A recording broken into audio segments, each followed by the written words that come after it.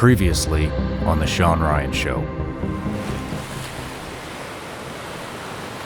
I know I've been blessed so much by the ocean.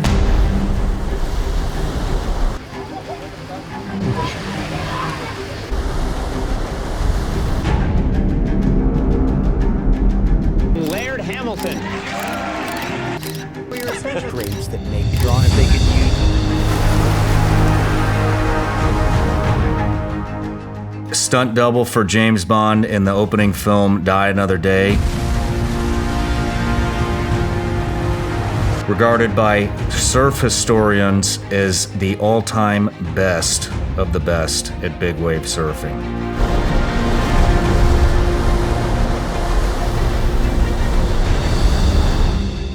Laird Hamilton, welcome to the show, man.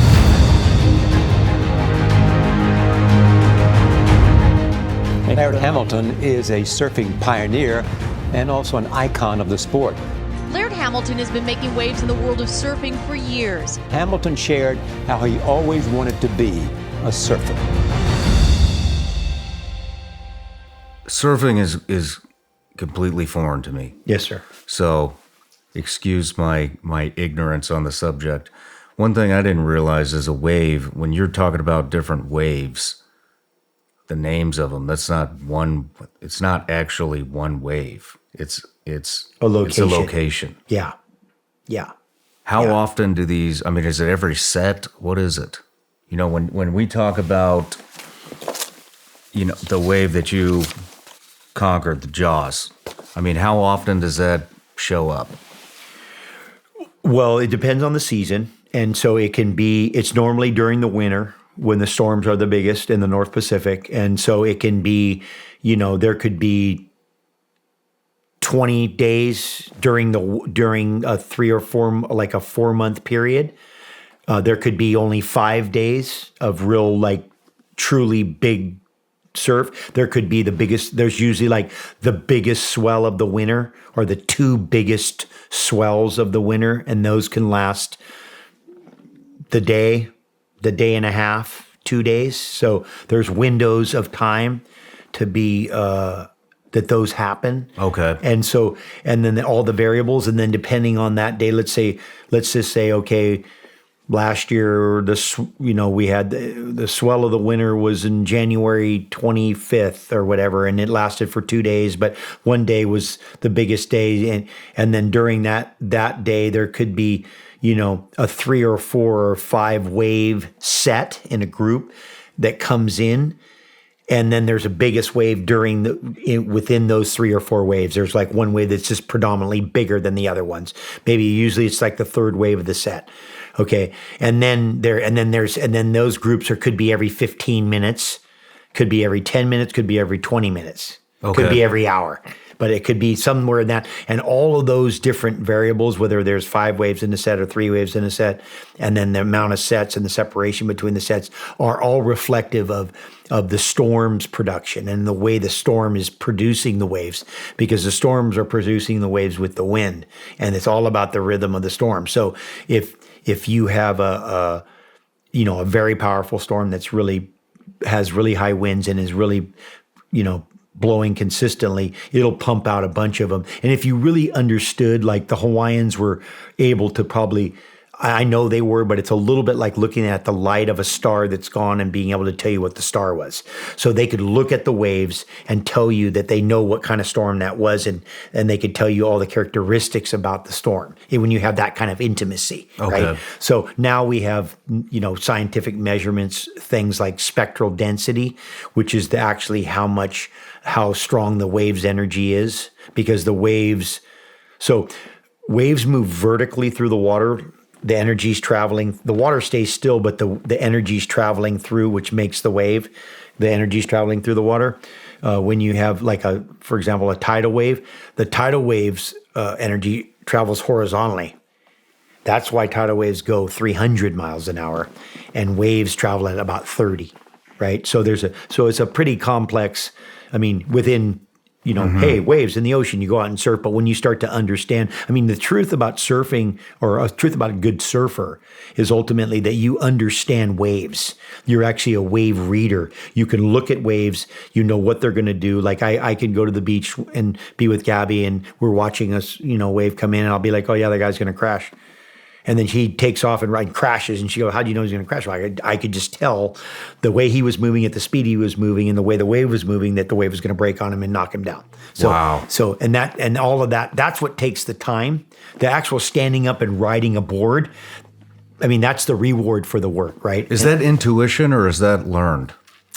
Yes, it's intuition learned. Both. So the learn becomes intuition. So it's like the 10,000 hours, right? When you have that much volume of experience, it goes into the unconscious, which is the intuition. So you start to be able to, over time, you be able to sense, like, you know what, that's going to do that, right? But it's still connected to all of that experience was consciously learned from observation and time. And that's what takes time in surfing. The surfing, that's the real thing, is understanding that we're wave readers. That's why we can go anywhere in the world. It doesn't matter where we go in the world. We can go to any place in the world and we can tell you about the wave. We know what the wave's doing. We can tell you the bottom topography, like the way the bottom's shaped by the way the wave's breaking. Like we know already. We already know that the way the wave is moving, what the bottom shape is and what it's doing. Wow. So, and that's just, again, that comes from all that time. And it's connected to like the guys being able to sail with the stars and look at the water texture and know that there's an island over there because they can see the refraction of the waves on the water coming from, it's just all that stuff that, they say the Eskimos had 300 names for snow. And I mean, it's the things that when we were more intimate with nature.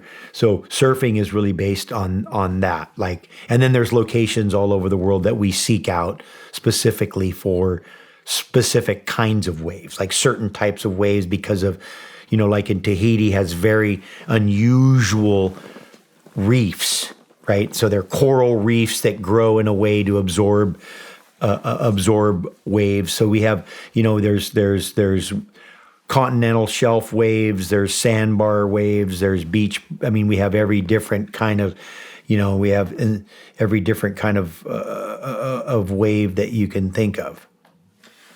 You were considered a pro surfer at age 17, correct? Yes, sir. What is it that defines that? Yes. You make money. Because you weren't a competitor. No. Correct? Yeah. So I know that kind of messes you up a little bit because I made a professional career in surfing. How did you get noticed? I mean, what was it about you? The way I was surfing. Really? What I was doing, yeah. Yeah, because surfing is unusual in the sense of, and I guess you can't use mountain rock climbing, but in a way it has this weird, like when I grew up, there were great surfers that were like the best surfers at some of the best waves in the world. And then there were guys that were good in contests, right? And they would go out in a contest at Huntington or at a surf spot and they would win, and they were known for surfing in a contest against other surfers. And then those same guys could come to this spot, but the guy that was the best surfer at this spot, the best surfer in the world couldn't compete with him. Then it started to kind of merge a little bit as it went, but there was a real separation between art of surfing, the art of it, and then the competitive side. In when I was young, and actually the art of it was bigger than the competitive part. The truth is that you can, the whole thing about being a competitor is that you're in a contest. They publicize the contest. People see the contest. You have sponsors. They pay you because people are going to see you.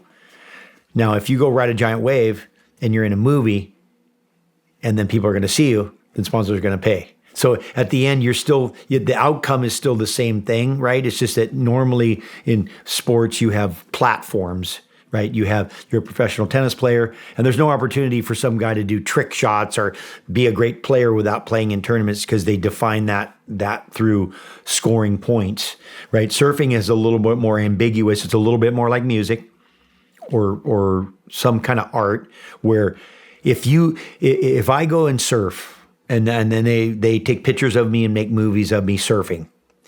And then you have people that love it. They go, yeah, they love the pictures.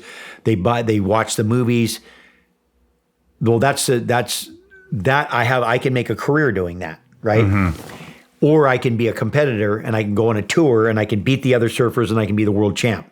And then you could make a career doing that. Now, my thing is that I watched my father, who was known as one of these most aesthetic surfers in the world, also surf competitively. I watched in my young impression the judgment, the how come the American gymnast at the Russian Olympic event got second and maybe she should have won, or kind of thing. So I watched the judgment, and so I didn't want to subject my performance, and I think I'm naturally like I'm so competitive. It brings out the worst in me. It's just I'm not good at that. Like I break the pickleball rackets with my daughter when we play in the backyard. Like I'm not good at that. Like it's just not good. Like it's just not good. I'm just saying it's just not good. It's like I mean I can do it and I barely can keep control of it when it's like in my yard. But so I know that brings out the worst in me. So I watched my dad go through that. I watched his rejection from, maybe surfing the best he had ever surfed in this one event. And watched him lose by a half a point to a guy that was the world champ. And would he win? Did he not win? And there was all this ambiguous stuff around it. And so I thought, you know what? I never want to subject myself to that. And my idea was, if I could surf the best, and when I say surf the best, surf in a way that no one else is surfing, like surf at a level and do a thing in the biggest, that would be the most definable, that there would be no, like, sorry, you didn't make the points or whatever. It would be like, because I felt that the biggest waves, if you could ride the biggest waves with the biggest performance, that would be the most clear, defined thing that there was. And so that's really been my approach. I mean, I windsurfed competitively, speed sailed, that was with time. I paddleboarded. Paddleboard racing, like on your mark, get set, go, all about that, no problem. Because clocks don't have opinions. They just go tick, tick, tick, tick, tick. I mean, there was some other, crap that goes around that stuff. But for me, that was real. Those are defined things. But this other, judgment around your performance. So you basically didn't want to conform your style of surfing to the opinions of the so-called judges, relative. Judges, the judgment. Because it would have changed your style. It wouldn't have been you. That's true. Nonconformist. Nice. That's the approach I went, and it made it harder. It made it more difficult because I didn't get the support from the industry. Like I wasn't getting support from it, and actually, I got notoriety more in Europe initially. I had a 15 or 20 year career in Europe, and technically, even to this day, I never really got any support from the surf industry in America, which was where all the money was. Truth, like I'd never had a real American sponsor. Once I built my whole thing in Europe. And then I built it through doing multiple things. So I would windsurf, snowboard, big wave ride. I was doing all these different disciplines. The French love that variety. I got support from Europe. Still never really got love here. Finally got some love more later in my career here in America, but never support from the surf industry itself. I got acceptance. Like I rode a crazy wave in Tahiti. We developed this technique to be towed in, right? So we developed a technique that allowed us to ride bigger waves than had ever been ridden by being towed by first by a Zodiac, because that's what we had in the beginning. And I grew up driving these Zodiacs. Who is we? A group of friends of mine. Okay. Yeah, so I have a group of friends, this guy Buzzy Kerbox, Derek Donor, a couple other guys that were like-minded. But I developed this technique around being towed in, which allowed us to ride waves that had never been ridden. So that kind of broke the whole thing open about we were riding waves just so much bigger than it had ever been surfed. And so that allowed me to ride a wave in Tahiti that got some crazy acknowledgement, which kind of almost was like I got acceptance for the first time, because normally what I was doing was, oh, he's over there doing that and that's not surfing and blah, blah, blah. So I wasn't getting a lot of love for a long time, which I was used to that. Like I grew up that way. So I think that tool, like these tools that I got growing up, that I always used to say, you know, if people don't like me for how I'm born, why would you think I would be bothered for them not liking me for how I behave? Like, why would I even, like, they don't, I was born a way that they don't like me. So you think that I'm going to be offended? Like if how I'm acting, they don't like, I could care less. So I think things like that allowed me to kind of not be affected by peer pressure. Like you weren't going to peer pressure me. You weren't going to be like, hey, that's not socially acceptable, or people don't think it's cool. Like I wasn't, usually when people didn't think it was cool and I was doing it, I was like, oh, I'm on the right track. I'm right on the right track. I know I'm on the right track. I'm getting resistance because I'm used to that. I'm used to resistance. Like, oh yeah. Like if I'm not getting resistance, I'm kind of like, maybe I'm not going the right direction.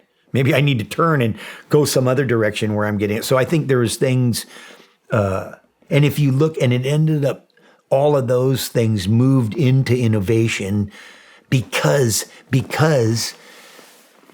in the process, when you're creative, right, and you have an idea. So you think about like some of these ideas that I have, like let's say talk about stand-up paddling as an idea. Okay, got stand-up paddling. We're like, cool. So I get out there. First of all, the reason why I started stand-up paddling was because my first daughter came, and I'm like, I want to take my daughter surfing, but I'm only going to put her on a big board with me. But I have to learn how to ride these big boards first. So I built these giant boards, and I started surfing on them, getting used to them before I put her with me. At one point, I'm standing on the board, and I think it was windy, and it blew me back out. And I'm just like, I don't even want to lay back down. What if I just had a paddle? So my friend had some paddle for canoe, and I went out and I started paddling. And then I had the little epiphany. I'm like, well, this is amazing. So I went in, I had a guy build me a tall paddle. I started paddling. Can't tell you how many people, what is that crap? What are you doing? That's not surfing, blah, blah, blah, blah, blah, the whole thing. And I was just like, before you know it, I'm like, okay, I'm surfing, I'm paddling across channels. Then pretty soon it's like, oh, now it's a sport. Now people are racing. Now they got guys, in Dubai with turbines paddling. I go, yeah, that was a pretty stupid idea. But no, I'm just saying, but the resistance, I could have easily been swayed from that by having people go, hey, that's not, and being worried about if they were, I just had to, again, I go off of that instinct, that feeling like, hey, you know what, you're onto something. This is magic. This is special. This is something unique.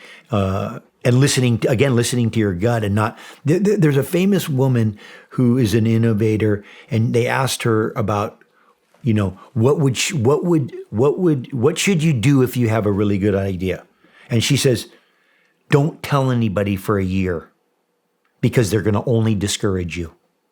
And what you realize is that people, when you have ideas, they are going to discourage you because, and I don't know what it is. Maybe it's a human condition where like, maybe then they're not, if they're not being responsible for their ideas, right? So they're like, oh yeah, you don't want to do that, because then they don't have to maybe be responsible for an idea they have, because otherwise they have to do it, and you have to go through that process, right? I call it the formulaic process of learning, of innovating. And we talked about the formulas of life, like the morals of life. There's formulas. There's formulas for learning or innovation. One of them is, being a beginner, you got to be cool with not being any good. You got to suck. Like I remember my Bill Hamilton, I was like, windsurfing came along, and it was like, you had a sail and you're on a surfboard. All of a sudden you're going full speed and you can hit waves and fly in the air and catch giant waves with this thing. And I'm like, this is the greatest thing ever. I go, you should try it. He goes, I don't want to do that. I'm good at surfing. I know how to surf. I can go out and surf good. I don't want to be a beginner and flop around for a month or two. And that held him back from ever doing it, because he was worried actually about being a beginner. He didn't want to subject himself to being, but it's temporary. It's just a temporary moment that you're a beginner. And before you know it, all of a sudden you are, oh my God, you're like, okay. And then all of a sudden, wow, you're good. wow, you can really do it now. Like, it's like that process is pretty short and you're just a beginner but you have to be willing to subject yourself to maybe being laughed at. Oh, they're going to laugh at you. Who cares? And then pretty soon you're sitting back on the beach and you're laughing at them because then they see you finally get good enough and they're like, that is cool. Let me try it. And then you get to watch them, the tables turn, but you have to be okay with that. You got to be okay with being laughed at. And I think that's not easy for people. It's not an easy thing to be humiliated or laughed at, especially if you're good at something. You don't want to be a beginner. Like, I don't want to do that. I don't want to have to learn how. But everybody was a beginner once. Like, you have to be willing to subject yourself. And then what I found was that is a formula that you just subject it to the next thing. You do it once. Okay, cool. You do it twice. You do it 3 times. Pretty soon you do it 10 times. Then you're just like, next new thing. Okay, here we go. Okay, I'm just a beginner. Okay, now I'm a little better. Oh, now I can do it. Now I'm pretty good at it. And so it becomes, then you get addicted to that almost. That almost becomes more fun than actually being really good at something and trying to gain just small increments of improvement. That's all the big part of the curve is in the initial part. That's where you get all that lift, where you go from, I suck, I'm okay, wow, I can do it. And once you're great, it's our good. And then you're trying to go to great. You're just fighting for like little meticulous, minute little things. And you could spend forever polishing the stone, but at a certain point, just get a new one and, start from raw again. Did you ever chase being a pro, or did it just happen? I didn't. I surfed. I surfed in a couple, because when I grew up, we used to do longboard events which we riding these big boards. And when we were kids, it was fun, right? It was kind of a fun thing because there was no money. And it was just you and your buddies, and you go down and win a t-shirt or something. I did a couple of those. And then I went and watched competition surfing. And I went to, some contests, and the waves were like this big. The waves were maybe like that tall, like that tall, like waist high. And they were going to crown the world champion in waist high surf. And I thought, well, first of all, I'm 200 pounds. That guy's $120. I'm going to have no chance even getting going. And he's going to be doing some kind of acrobatic move.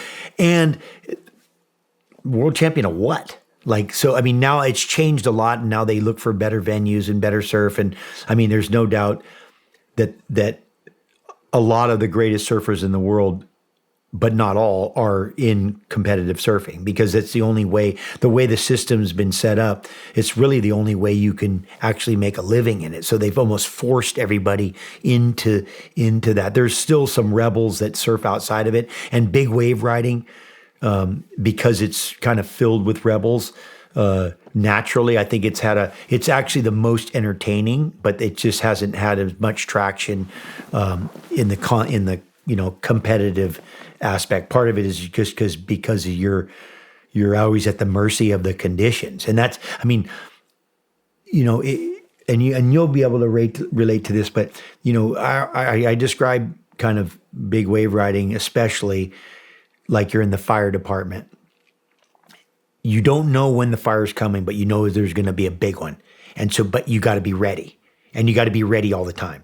And sometimes that process is that's an arduous process. Like when you spent 30 years being ready to go out and die,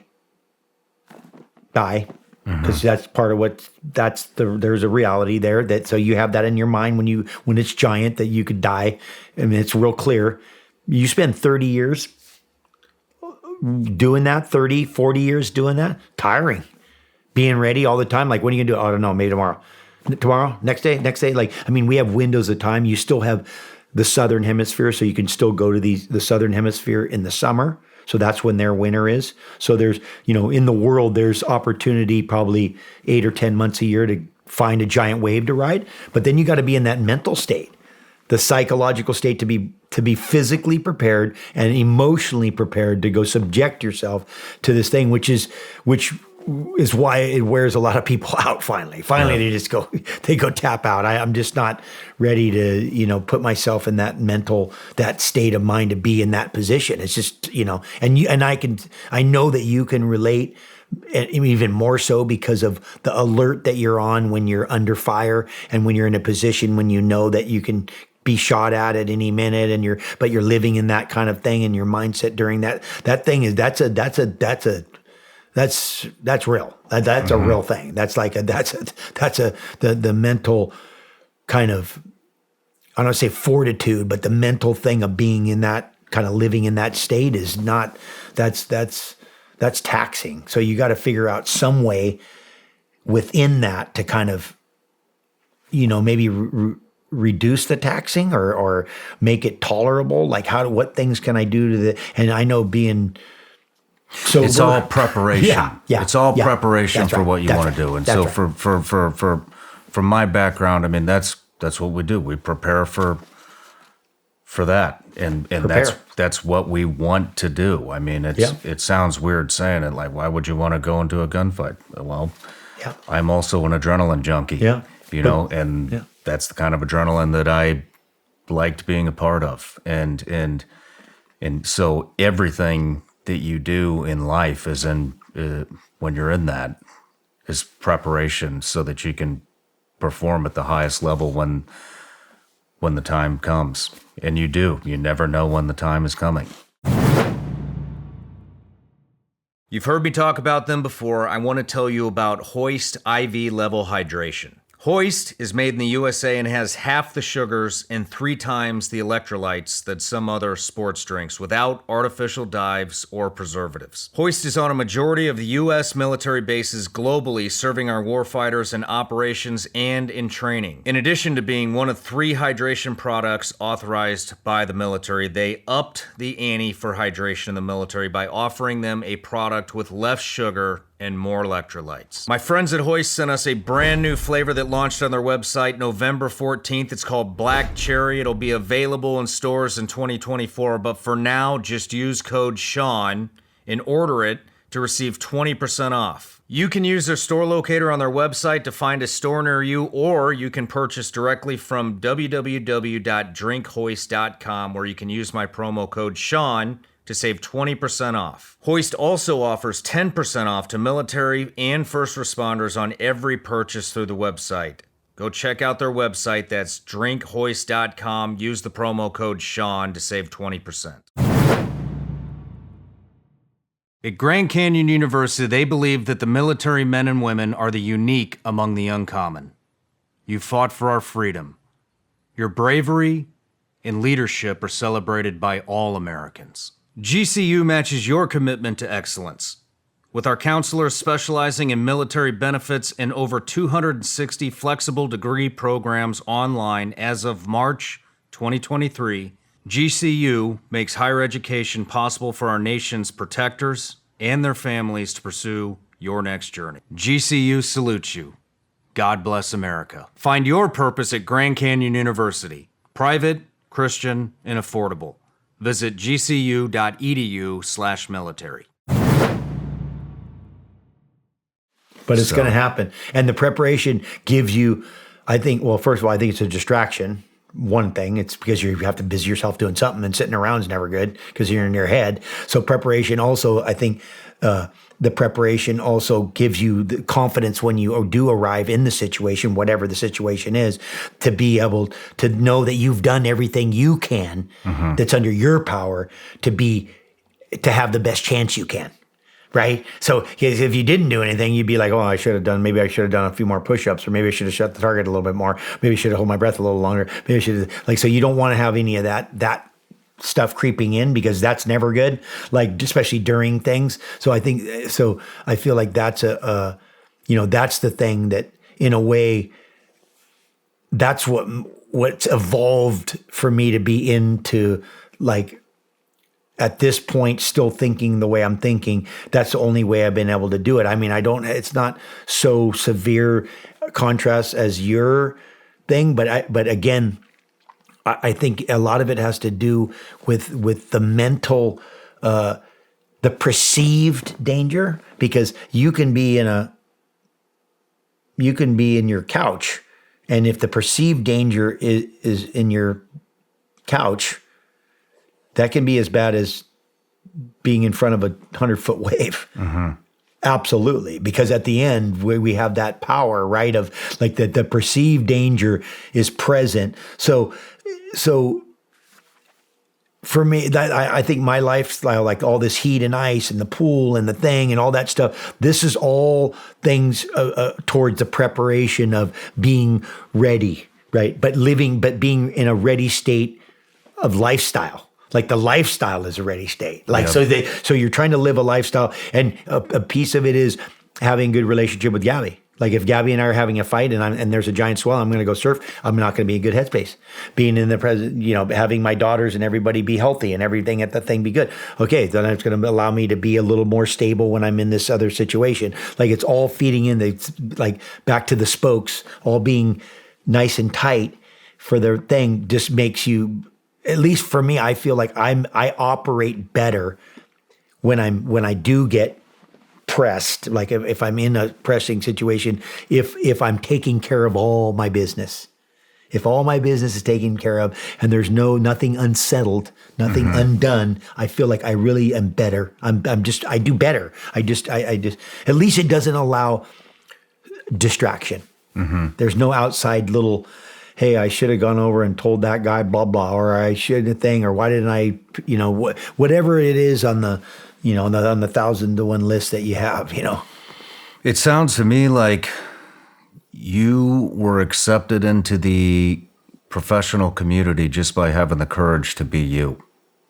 Yeah. And in turn, you're a trendsetter just by having the courage to be you. You've set the trend with the big waves. You set the trend with the paddleboarding. You've set a lot of trends, and nobody can take that from you because they didn't have the courage to be them. They've all conformed into. Well, we said by default, like I said by default. Like it's like they didn't have a choice. They can't ignore it. They had to go, okay, sure, bring them in. Yeah, okay, you get to have your little thing in the whatever. Like, I mean, it was by default. Like it was not even, I mean, seemed like that was the only way it was going to happen. I'm fine with it. It was just, but that's the irony. Like at the end, it was just like, okay, yeah, we can't ignore it anymore. It's like I'm on the cover of National Geographic and I'm on the thing over here. And then I'm sponsored by American Express and all the thing. They're finally, okay, everything but the surfing community. Exactly. Seriously. Would you have it any other way, though? Isn't it awesome? Perfect. It's awesome.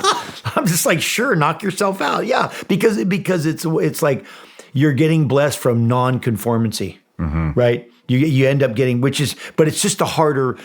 Initially, it's the harder, but it goes back to everything, right? It's like, what doesn't kill you makes you stronger, right? At the end of the day, it's like initially it's not it's not an easy route. There's nothing fun about it. There's a bunch of things uncertainties and different ways you win and everything. But you didn't have to participate in the conformity. You didn't have to get in there and just go out when they blow the whistle and come in when they blow the whistle and then they tell you how you did. I just was like, cool. Like, because that was never going to work out good. So not only if I participate in that, not only would that stop me from actually doing what I want to do, but I also wouldn't have even got me what I didn't want to do. It's like I would have been hammered on both sides.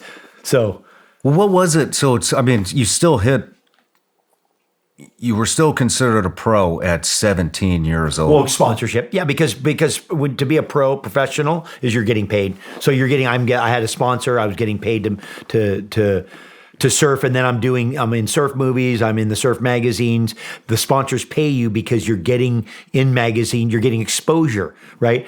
Sponsors pay athletes because they get exposure. It's just most athletes have to play in their profession, like in tournaments and in games to get their exposure. But I was just bypassing having to participate in the structure, going right to exposure. But at the end, it's like sponsors are sponsoring your show. because you get exposure, right? So sponsors are sponsoring athletes because they get exposure. But an athlete's getting exposure because they're playing on TV, or they're in the magazines, they're in Sports Illustrated, or because they're playing in the game. I just bypassed the game and went right to the exposure, which is my exposure was my performance. So my surfing was getting the exposure, and then that was allowing them to pay me. Where do you think the exposure stemmed from? It had to be something specific because you were doing so many different things. Initially, 'cause it was from my surfing. Like right away from the beginning, the exposure was happening from my surfing. I was surfing. I am trying to understand it, but part of it was I was surfing at a level where they were putting me in movies, they were putting me in magazines, and they were.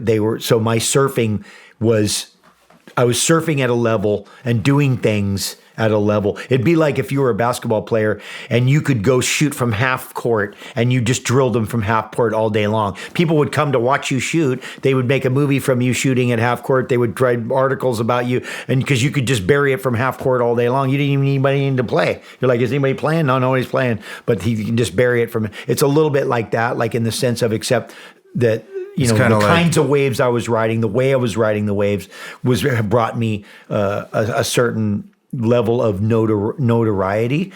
And then when I went to Europe, I built a whole other thing because of windsurfing. So I went to European. I was in my first speed event for windsurfing. I broke the European speed record, and I came through the trials. I had to race against the champion, the French champion. I beat him like in his home court, and then that propelled me into getting a sponsor. And then anything I did, they would promote it, right? So then L'Equipe magazine would write articles about this athlete and all the stuff I was doing, and so then I just kind of built from that, right? So that, and then I was in films. I was either doing a cameo in some film or doing another, I was a villain in a movie called North Shore, and then I was in and then all of a sudden you're in another ad for some other company, and so I'm getting exposure through all these different platforms, and surfing is so small. It's like and volleyball is the same way. We had to be creative. That's what's brought us into being entrepreneurs, because we've had to be creative, because I didn't sit back and play baseball and get my $300 million contract and then just be like, it's all cool, I don't need to do anything. I've always had to be a little creative and part of my creative innovation stuff within the sport had to do with more out of my interest and my boredom. I just needed to keep. I've been surfing so long already. By the time I was 25, 30, that I was like, I needed new things to be stimulated. So I was always looking at it that way, right? Yeah. And the whole thing about riding the biggest waves in the world, that was always I had these other pieces, but the tip of the spear is riding the biggest waves in the world the best. Like that was the whole thing. Like I'm going to ride the biggest waves in the world the best, which, again, that it becomes an opinion, but yes and no. Like you see the footage, you see the guy do it, you go see it, you see it, and you have the experts come, and they're all the experts at surfing, and they see it and they go, okay, well, that looks like no one's else done it quite like that. No one's doing it like that. No one's ever done it like that. Probably so maybe haven't done it yet like that. They may not know if everybody's going to ever do it like that. Then that just puts you in your own genre. That's awesome. When did you start the big waves? Well, I started surfing big waves when I was young. I started when I was 13, probably right when you get puberty. As soon as you're like a young, when would you do a tribal initiation? When would you do a tribal initiation? Would be like, when because of what you've been through. When do young guys get guns that start to become a man? Like as soon as you become a man, like as soon as you have puberty, right around then you start to go, okay, and then you're like, and then you start there. That was the beginning, because I was always attracted to big surf, just because I liked being scared. Like I like that. I like that feeling that I got, like you said, when everything's on and just the whole, and I also liked the way it made everybody else act. How is that? Nice. Nice. It makes everybody act nice. It's good. I mean, you know how that is. Danger and threat just keeps everybody. Well, I mean, and sometimes it brings out certain things in certain guys, but it creates a real. And again, coming off of the land that I was on, it was a real place of equality, right? There was like, we're all kind of equal. I have a saying, I have a shirt that says we're all equal before a wave. Like, so it's there's the respect for it's a respect for everybody that's out there who has the courage to be there, and there it's people are nice. I always say people will fight you for a 2-foot wave, but they'll give you a 20-foot wave. For sure. It's little, people are, and then you get in giant surf and they're like, oh, now you go. No, I'm good. Yeah, you're up.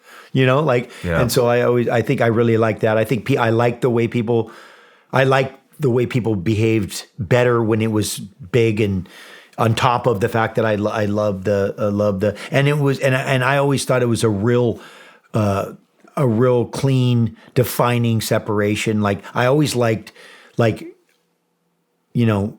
a sign of courage would be we go to a cliff, right?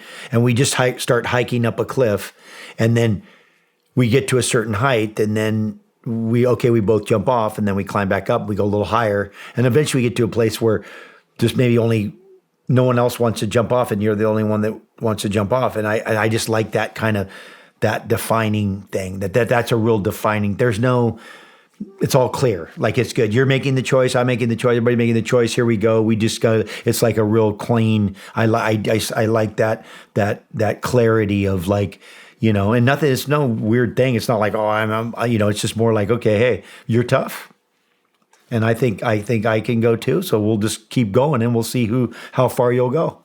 It's a healthy respect. It is. Knowing it's beautiful. that yeah. There's a very limited amount of people that have the courage to put themselves in that type of a situation. Yeah. And be able to perform under that amount of fear and stress. Yeah. And then so, I mean, listen, there's ways that people go about it, right? Some is ignorance, some is denial, and then some is experience, and it's a combination. I always say those are the three things that we approach these situations with, right?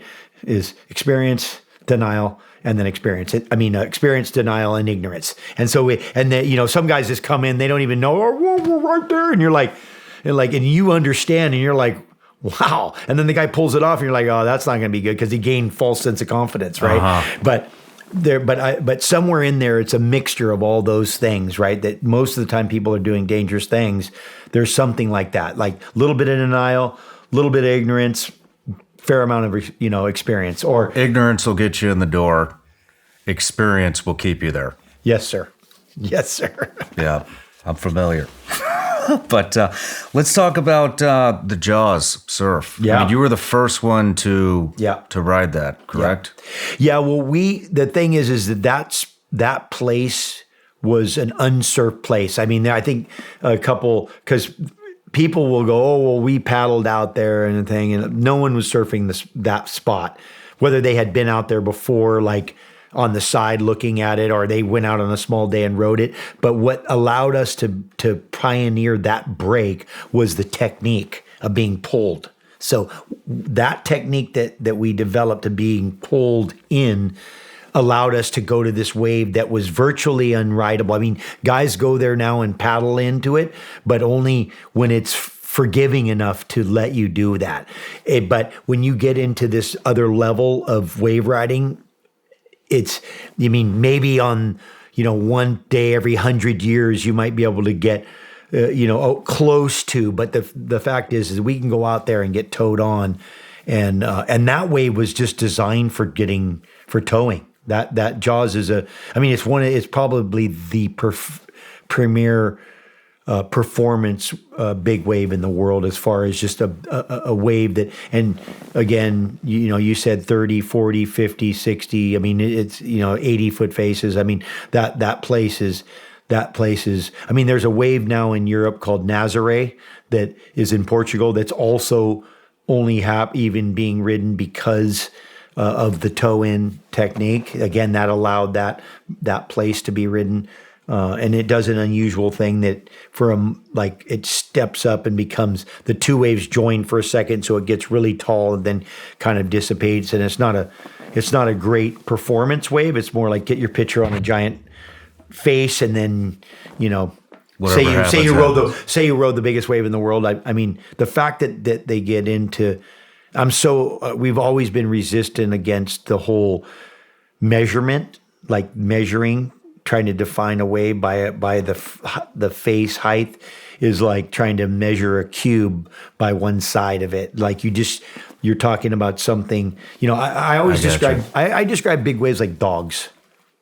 You got pit bulls, you got Rottweilers, you got Great Danes, you got Dobermans, you got all these different dogs. They're all different, right? Different breeds. Mm-hmm. Some are little with big old heads and big teeth, and they're vicious. Some are bigger and they're a little nicer. And that's how certain waves are. Waves are exactly like dog. There's little ones that have teeth with big heads that want to chomp your throat, and then there's other bigger, taller ones that are a little, and then there's big ones that are big biters too. And so that's a better description of a wave than like it's a 50-foot, it's 60-foot. I mean, because there's so many variables that go into what a wave is, the energy of a wave. A dog is a better description of a wave than a measurement. Like a personality, and they have them. And some of them are vicious, and some of them are a Labrador. Some of them are all sweet, and some of them are, some of them change on different days. Certain days they're real nice and friendly, and you can pet them. And some days they just want to bite you. They're going to bite you. You talk about some near-death experiences that you've had surfing. Yes, sir. Can we go into some of those? Yes, sir. I've been lost at sea. So I spent a day and a half out in the ocean, way like in Hawaii, about 60 miles offshore, which was a different kind of being near death. I would think that was just a longer time to think about it, but without really any imminent threat right away, right? Mm-hmm. So no imminent threat right away, but the whole possibility of like, hey, I'm 60 miles from shore. I won't be able to get back. I hope my EPIRB works, and I don't know if it does, and I hope something shows up to pick me up, but if it doesn't, so and I only had a good half a day to think about it, but it was good enough. Yeah. Like it's good enough half a day, half an hour, if you really think it's the end. Like, oh, am I going to be eaten by a shark? Am I going to thing? What am I going to do? Am I going to drown? Am I going to thing? Like, what am I going to, all that stuff that runs. And then I've been held under, I've been held under multiple times. The truth is that, because I tried to think about it, I watched Alex climb, the climbing free solo, where he free climbs in Yosemite. Mm-hmm. And he does the free climbing with no ropes. And then they did a study on his brain, and they said his brain just does something different when he's scared. And I was trying to understand what that meant, why was his, and because I was trying to relate it to my own perspective. And what I thought is because he was exposed to dying and falling so often growing up. Like, imagine every time he went climbing, as soon as you were 100 feet in the air and there was rocks below you, if you fell, you die. Pretty much. That's what's going to happen. Mm-hmm. So he would go into that fear of dying. Like, I'm going to die. And when you put your body under, and you can, I'd be interested to hear what you think about this, but because he was in that situation so often, so many times, and didn't die, and the taxation on the system is so severe, right? You're so taxed from that. The body has to recalibrate, because the body, like, well, you didn't die the last 1,000 times you were in that situation. which you thought you were going to, and we had to be in fight or flight with all the sensories on at full blast. And we're going to have to turn that down. Right. I think the body would adapt. Of course it would adapt. Why would it wouldn't just continue to allow every time you were in that position to be in that same state and have that taxation, because it's hard on the system to do that. When you're up like that, it's you know how that is. You come up, you come down. And so I think it started, and because I was saying, for me, I got close to drowning so often as a child. So often, getting sucked out the pipeline in the shore break, being in a rip current and swimming against a rip current with no one around, no lifeguards, no people, and just, being underwater and coming up and thinking this is it, you're going to die. And you've done that how many times you did. Pretty soon your brain just goes, okay, well, you didn't die the last 500 times that you were in the rip current and you're going to die. So we're going to adjust that, especially when you're in your development stage of your life. Right? Especially when you're growing. It's if you're an athlete and you grow up doing the sport that you're doing, your body will actually kind of grow to it. Right? It's different than I grew up full age and then I start doing something. So I think that there's an adaptation. I know as a young kid that I was close to drowning once a week. It was once a week I thought I was going to drown. You're being held under the water. You can't get to the top. And I think fear of drowning is such a primal one. It's eaten by giant animals, burned, falling, drowning. I think there's I call them the primal fears, right? There's probably 5 or 10 primal fears, but I know drowning's up there. That's why they do all that traumatic stuff with the SEAL guys to break you. They throw you in the deep end with a bunch of weights on you and tell you drown, because it's part of it's part of that process of that, because that fear is so, and there's no air. Which probably induces the fear even more. But I think that's part of it. I think I went through that so much, so many times growing up as I went, that I'd started to make my but I've been blown in a way. I've been blown like a landmine, not a landmine, but blown I got hit by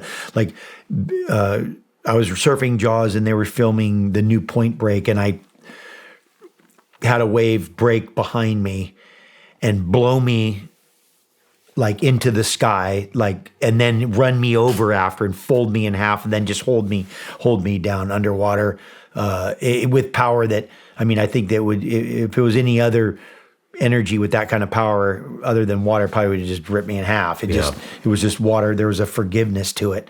But I think that just those hold downs, the consistent hold downs. Injury, hitting the head with this and hitting that thing and all the wounds, but I've been in an avalanche. I fell through I got pinned at the bottom of a waterfall. So I was in Oregon in this White Salmon River, and there was a river rafting trip, and we were on this big raft, and they stopped before this giant waterfall. There was a big waterfall that probably had 8 foot of volume. So 8 foot thick of volume going off this waterfall. And so I was they pulled the raft in, they made us walk around. And I said to the guy, well, can't we go off that thing? He goes, well, we don't go off that thing. And I go, well, what if I want to go off that thing? He goes, well, I can't stop you.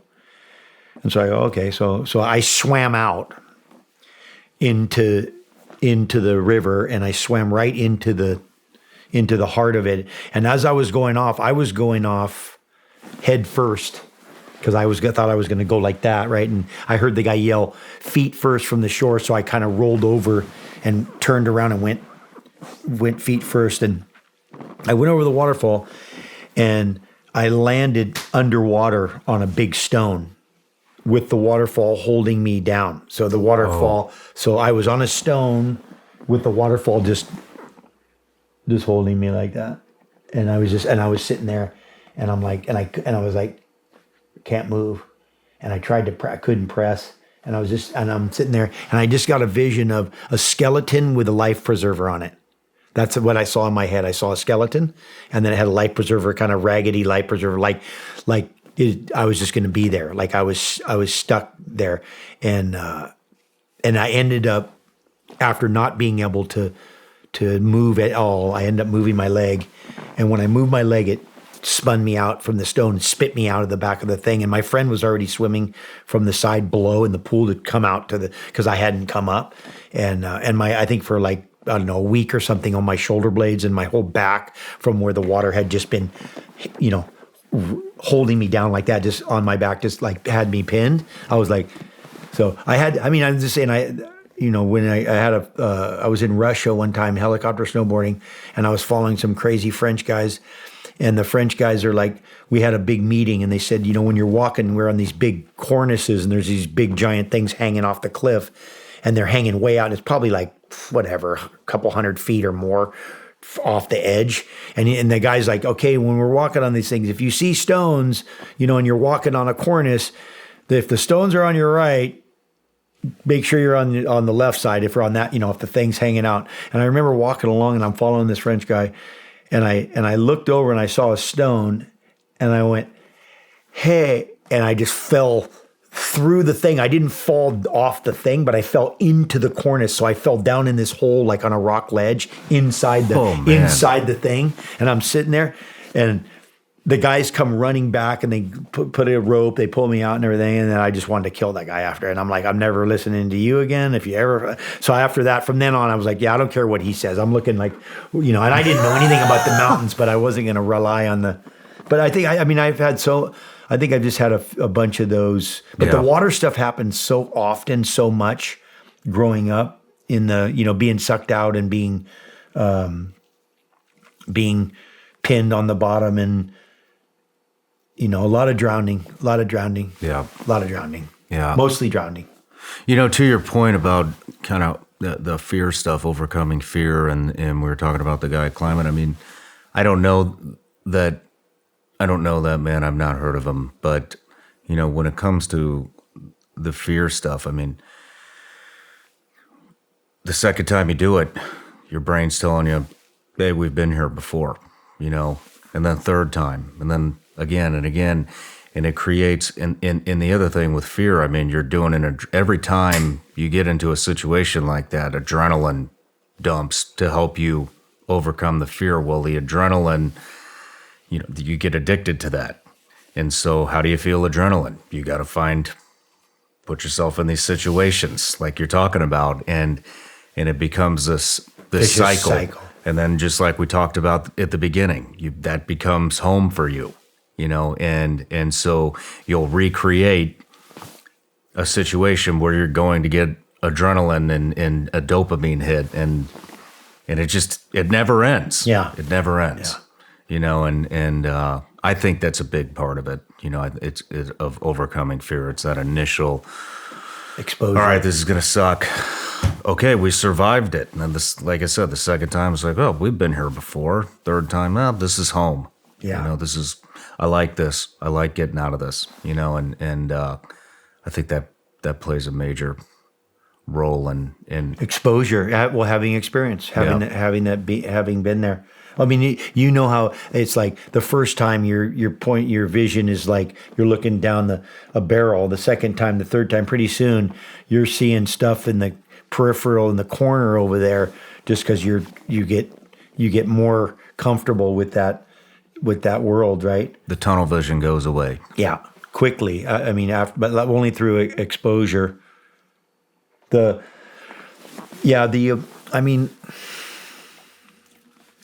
I think that transitioning into a constructive way to get those that deal with that same thing, like how do you? Because that cycle, like we used to, and it's our like I said, it's not. I can't ever compare because we're not.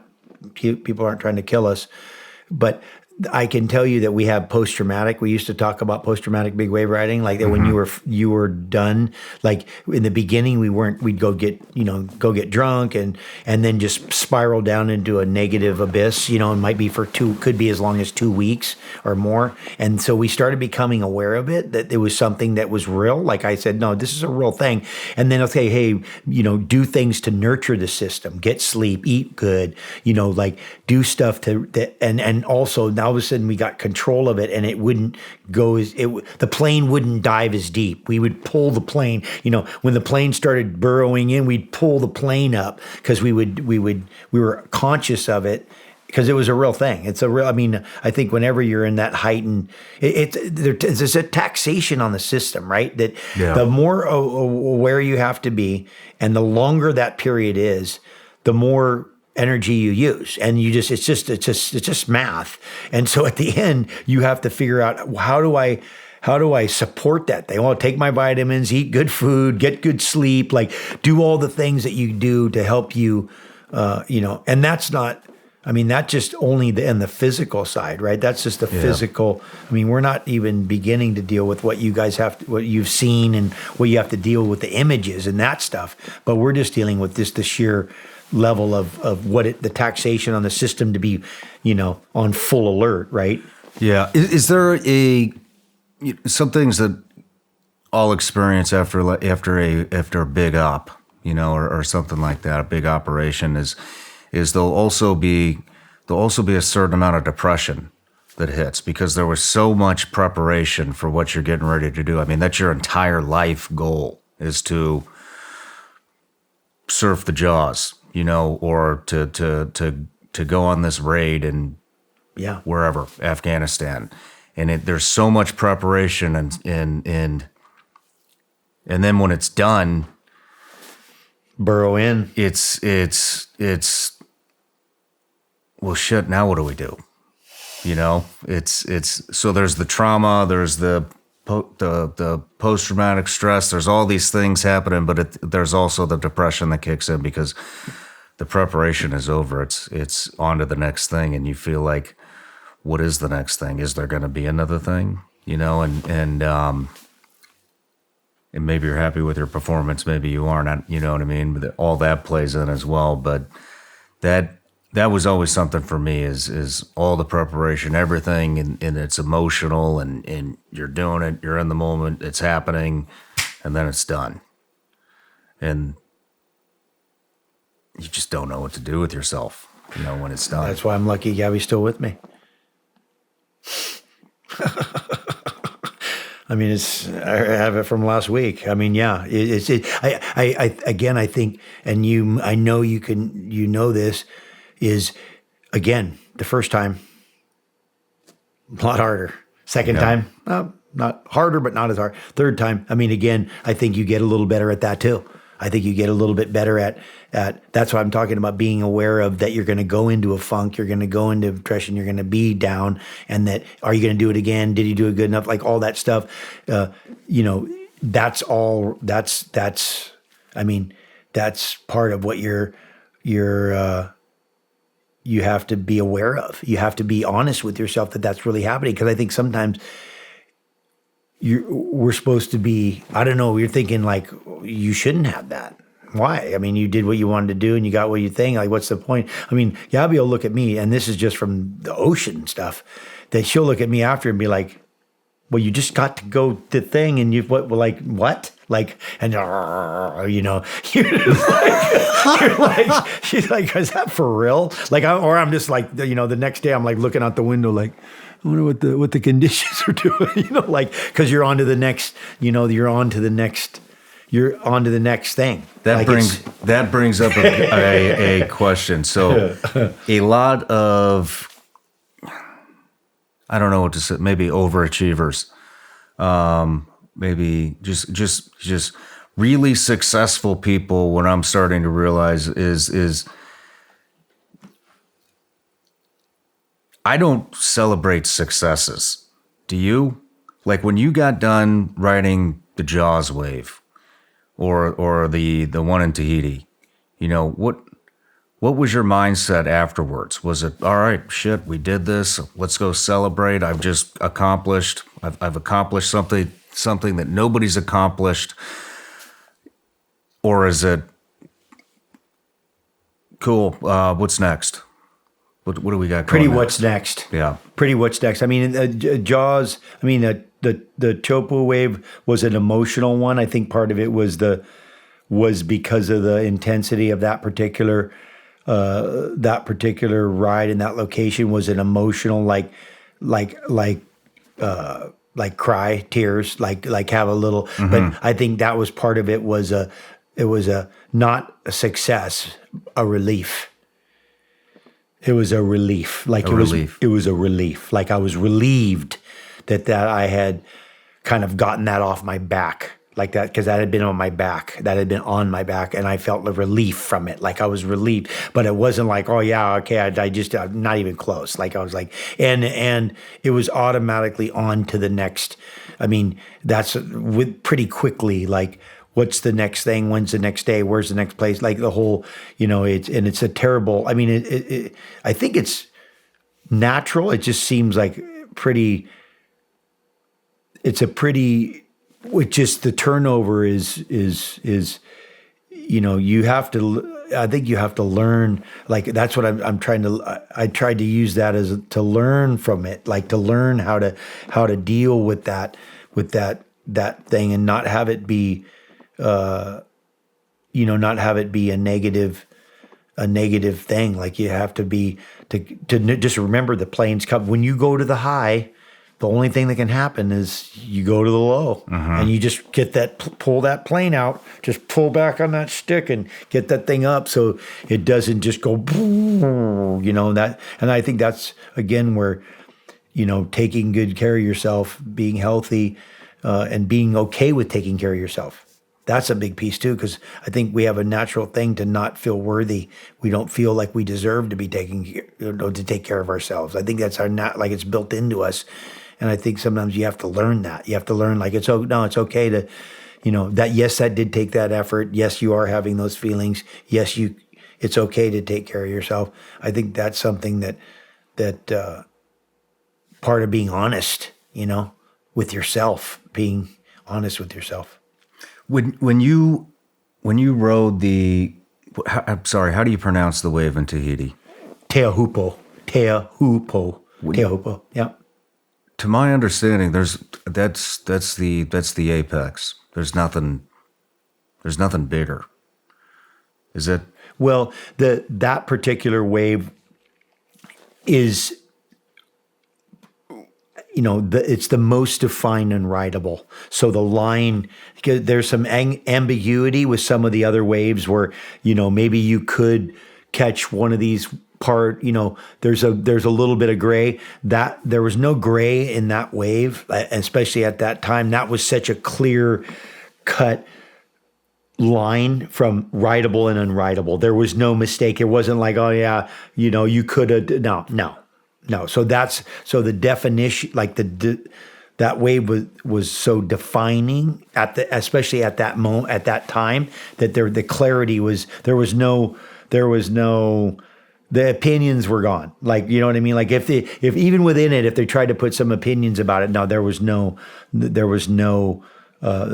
worldwide acceptance. Like, yeah, that was it. Ridiculous, unbelievable. That's impossible. You can't do that. So where I'm going with this is we're talking about overcoming fear, and you got to outdoing yourself and not being satisfied and not celebrating your successes and always just moving on to the next thing.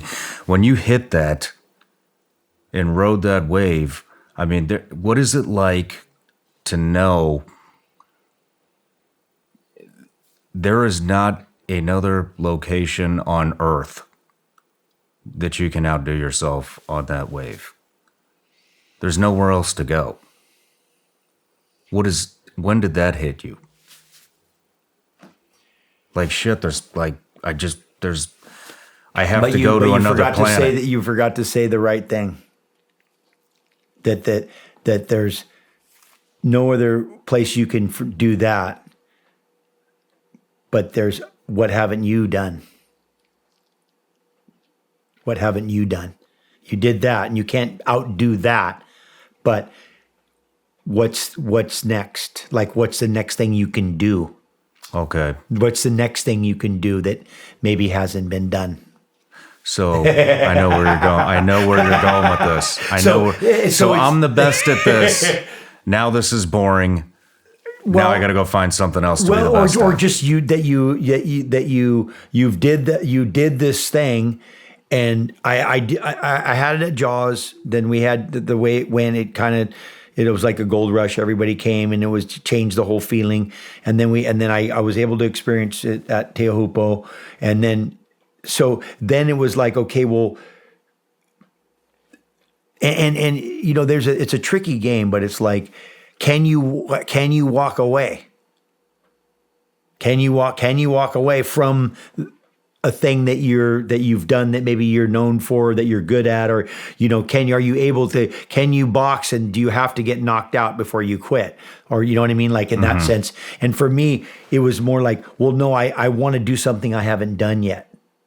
And for me to outdo what I have done may or may not happen. Like there's a chance that I could spend the rest of my life trying to just outdo that moment, which definitely I can never get the first kiss back. Yeah, you'll never, trying to relive the same experience never works. No, because you can't have it be the same experience, because it was initial, like that was the first time that was done. It had already been done. So now you're just doing it again on top of it being done. So you lost one of the elements, which is could be the primary element. And so for me, it's like, okay, well, what haven't I done? And where does that lead me? And so then that leads me to the next quest, which is, okay, big, long, fast. Like these are other areas of interest. And so that's where the pursuit comes. Now, just on that note, because I think you'll appreciate this. So there's a book called The Wave, right? And written by Susan Casey, who's an incredible writer, and she writes different books about different subjects. And in the book, The Wave, there's a chapter or two about a day that we rode on Maui, which was it's not at Jaws, it's another location right by the airport, but it's a special wave that is the biggest waves that we've ever towed into.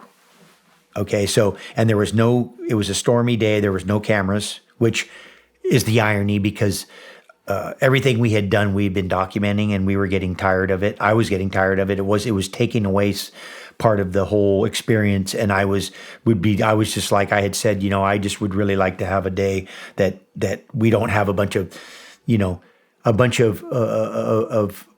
footage of, and we're not under the thing of getting footage of, and then it won't be critiqued, you know, like, because everybody can go, well, look at this and compare this and do this thing, and then it's always, you know, and is the camera angle any good? And does it first of all, you never have the footage or the films or the things be like it is. It just never is. You just cannot capture the essence of it. It's just like what you've done, and there's no way to document what you've done like doing it. There just isn't. I don't care VR. I don't care how elaborate it was. You couldn't do it. You just couldn't. You couldn't have it really be like what it is. So in my mind, I was like, I really hope to have this like a day that's just for us. Just for us, like me and my boys are going to go out and we're going to go do this thing. And we ended up having a crazy swell that was the largest waves that we've ever towed surfboards onto. And so, it was a weird storm. It was a unique location. Anyway, so in the book, she reenacts the story. She writes about it. But we rode days that we rode 100-foot waves, right? So, and I don't always make the statement, because I'm kind of against that number thing, but everybody makes such a big deal about the 100-foot wave, I'm like, we already rode the 100-foot wave. We already rode the 100-foot wave, right? So you can talk all about what you wanted about the 100-foot wave and trying to pursue, and they got the new 89-foot wave in Guinness Book of World, and that's cool, great, okay. We rode 100-foot waves. I know we rode 100-foot waves. I was with the guys. I had my friends watch it. We know we rode 100-foot waves. But what I learned on that day was that you can't descend on a 100-foot wave if it's a real 100-foot wave, because the amount of velocity that the water has won't let the board descend. There's so much friction. So at that point... No kidding. Yeah. Because the speed of a true 100-foot wave, the speed of the wave and the amount of volume of water that's going up the face won't allow you to descend. It just, the friction you'll descend, but you'll fall after once it takes you up. I crashed on a wave, probably 80-foot wave, maybe bigger. The guy, my friend, tried to rescue me. We got run over by a giant wave. We got annihilated. We were trying to run away from probably a 80, 100-foot wave. Ran us down like a freight train. Blew the skis off. Blew us in. We were. I got driven probably, I want to say more than a football field at least, or more, on one wave. One wave drove me at least more than a football field underwater. And then I came up, I got hit by another one. We eventually got pushed in. My friend was almost unconscious. I got to him. He had his whole back of his leg was blown out. I tourniqueted, I had a wetsuit on. I tourniqueted his leg with my wetsuit. And then I had to swim naked to this jet ski. The jet ski was probably floating about a half mile away from us. I could see it floating. I went there, got it, jury rigged it because it was lost the lanyard, and got it started, got him to the beach, and put him in an ambulance, and then we went back out again. I got my other friend, and we went back out to because it was an opportunity that we might, and I've still yet to see one, an opportunity that we may never see again, because we just, I told somebody, they go, well, why'd you go back out? I said, it would be like if I said Tyrannosaurus Rex is running through the running down the road out here. Do you want to go see him? Yeah, you do. Like, you would just, like, you wouldn't miss that chance. And you're like, okay, my friend's in the ambulance, went to the hospital. Cool. He's good. We're good. We're going back out. And I was hurt too, but not enough to not go out. We went back out. But I learned on that day that the equipment we were riding was insufficient to really ride a truly 100-foot wave. And that's why I went to hydrofoils. And then I stopped tow surfing at that moment. That was the end.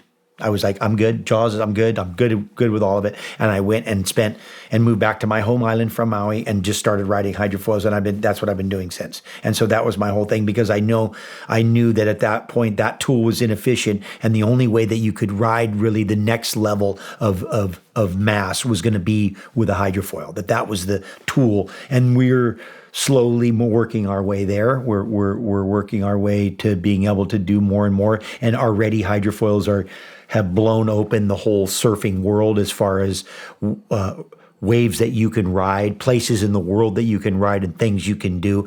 I've already done things on the hydrofoil that maybe aren't as spectacular as Chopu, but there are things that are. I've never done that before. Like, I've ridden waves for 8 minutes. A long ride in surfing is a 20-second ride is like a monumental ride. That's like the longest ride at the longest spot. And we rode 8 minutes. We ride waves for 8 minutes. We ride waves that are completely unrideable. We're just doing all this stuff that we haven't, and the speeds that we're going are far surpass any speeds we ever reached on the conventional board. So that's kind of my evolution. It's a little bit like that's where I am right now. That's what I'm doing. That's how I got my cut on my head.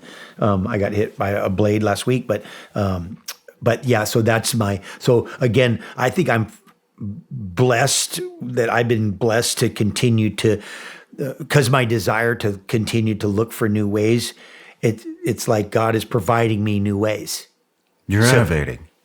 Yeah, you came up with the hydrofoil. Well, I took that foil that was for a chair behind a boat and mounted it on a board, and then figured out we could ride the waves energy, and that's what changed everything. So I didn't invent the strut, the thing that flies, but what I did was I made a hybrid that you stood on like surfing, and then figured out that we could use it in the surf, and what that did was completely revolutionize, and it's right now in our genre, it's the fastest growing discipline within surfing, because it has electric, it has wind power, it has wind waves, and then also bigger swell waves. So now what we're in the process of looking throughout the world with places that have potential to ride giant surf, especially in the open ocean. So we want to, we're going to look for some, like when you see these movies of these big freighters in the open ocean where the waves are breaking on the bow, like that's the kind of thing that we would like to do. That's what we're working towards. Wow. We're working towards that, being able to be, but we have to get to those locations. But we can do it. We can, we've already began to scratch the surface. We know we can. And again, it's, we might be able to ride away for 50 miles or 100 miles or more. We don't know. I mean, so there's all these other, what do we say? Where there's a will, there's a Sally, where there's a will, there's always something, but we're getting another thing to do, and I think that would only happen if you didn't sit on your laurels, if you didn't sit back and be like, if you weren't, because if you're doing that, there's a great stuntman quote: never let your memories be bigger than your dreams. Never let your memories be bigger than your dreams. That's a great saying. And I think as long as we're aspiring and we're looking to the future, I think that's our, and keeping our interest and our enthusiasm. For me, I feel like, if somebody said, what's the fountain of youth, I think retaining your youthful enthusiasm. Like when you see a kid, they're just interested in every single thing and every bite toy thing. They're just like, what's this? What's that? It's like, and I think as we go, we lose that. We get kind of callous. Oh, I did that. You meet guys, they're like, oh, I did that. I fought there. I did this. I did that.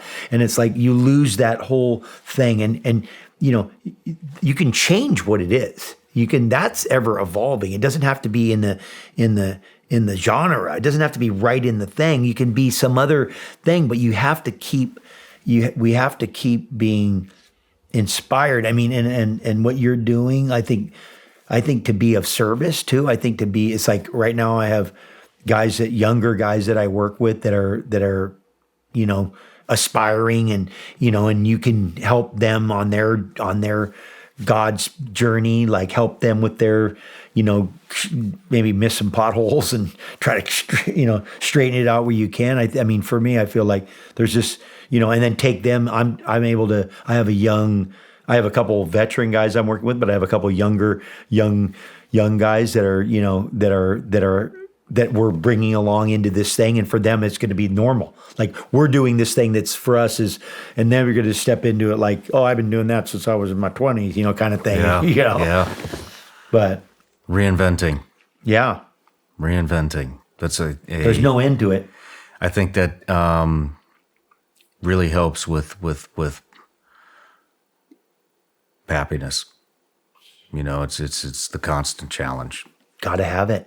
An elusive goal that always just kind of, but because we need to be in pursuit. I think listen, you need to be in pursuit. I need to be in pursuit. It's what we are. Like we're in pursuit. And whatever we're pursuing, it can be spiritual, it can be emotional, it can be physical, it can be a combination of all of them, but we need pursuit. We need to be, because if we're not pursuing, what is Byron Katie? She said, I'm never good when I'm in here.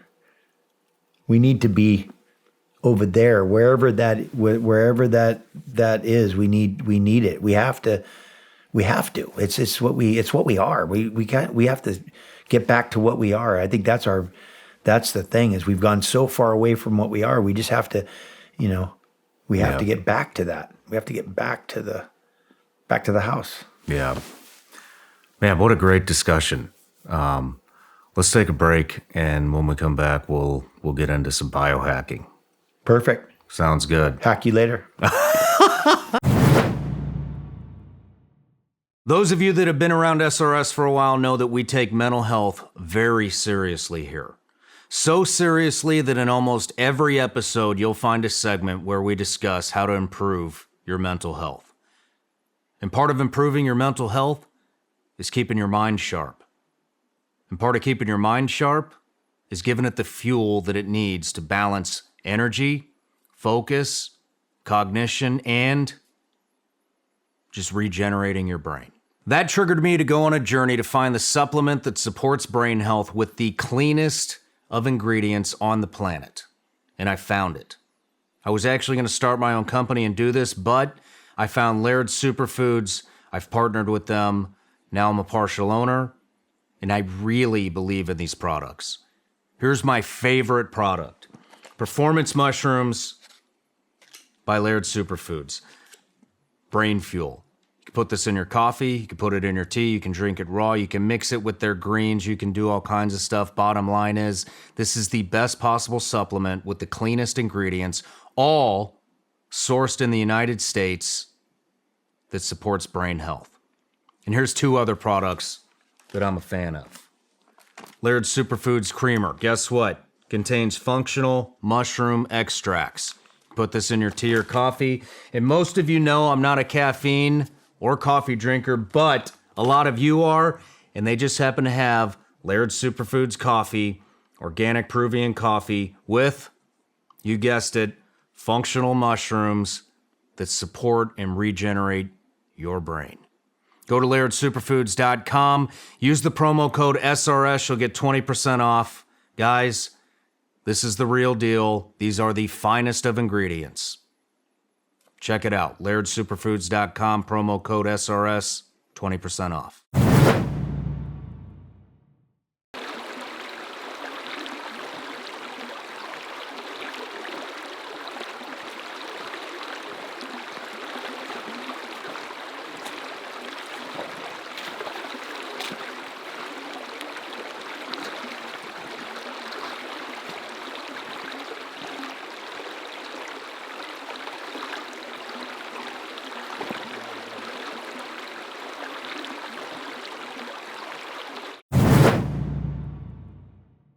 All right, Laird, we're back from the break. We're going to go into some biohacking stuff. So this stuff, I don't know much about it at all, but I've had little conversations here and there. The biggest conversation, or the lengthiest conversation I've had, is with you at breakfast today. And this stuff is just fascinating to me. So where do we dive in to biohacking? How did you get into it? I mean, I guess, the term is an interesting term. The truth for me, the truth about, it seems that everything that's going on, we're getting so science driven, right? We're so, the data.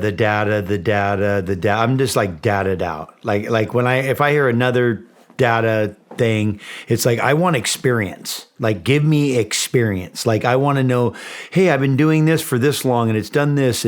But hacking, the whole concept of hacking,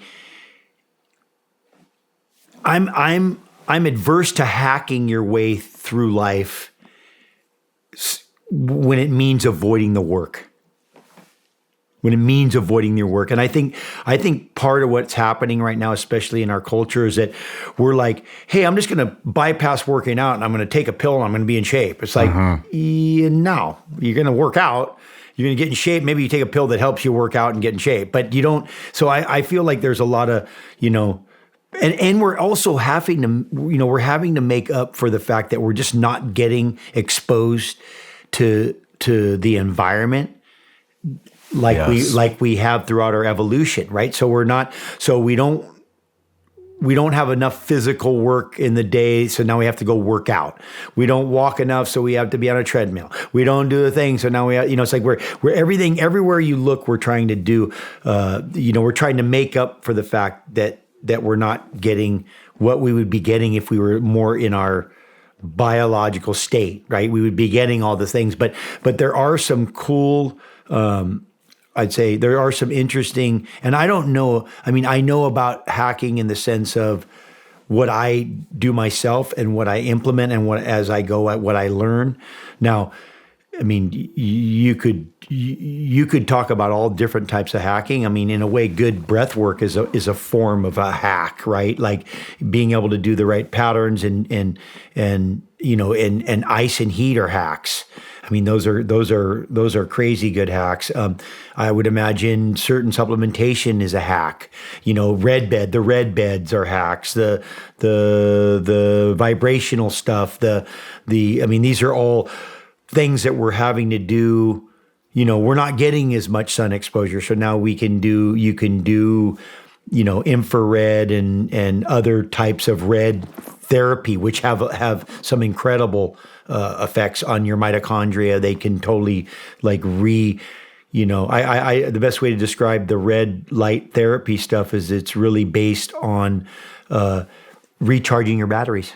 So your mitochondria are like your batteries of your body, and then you can recharge them through the red light therapy stuff. Really? Yeah. So you can because your mitochondria are like batteries, and they hold the electrical charge in your body, and they get depleted. So you can reboot your mitochondria through. They have red beds. They have just red.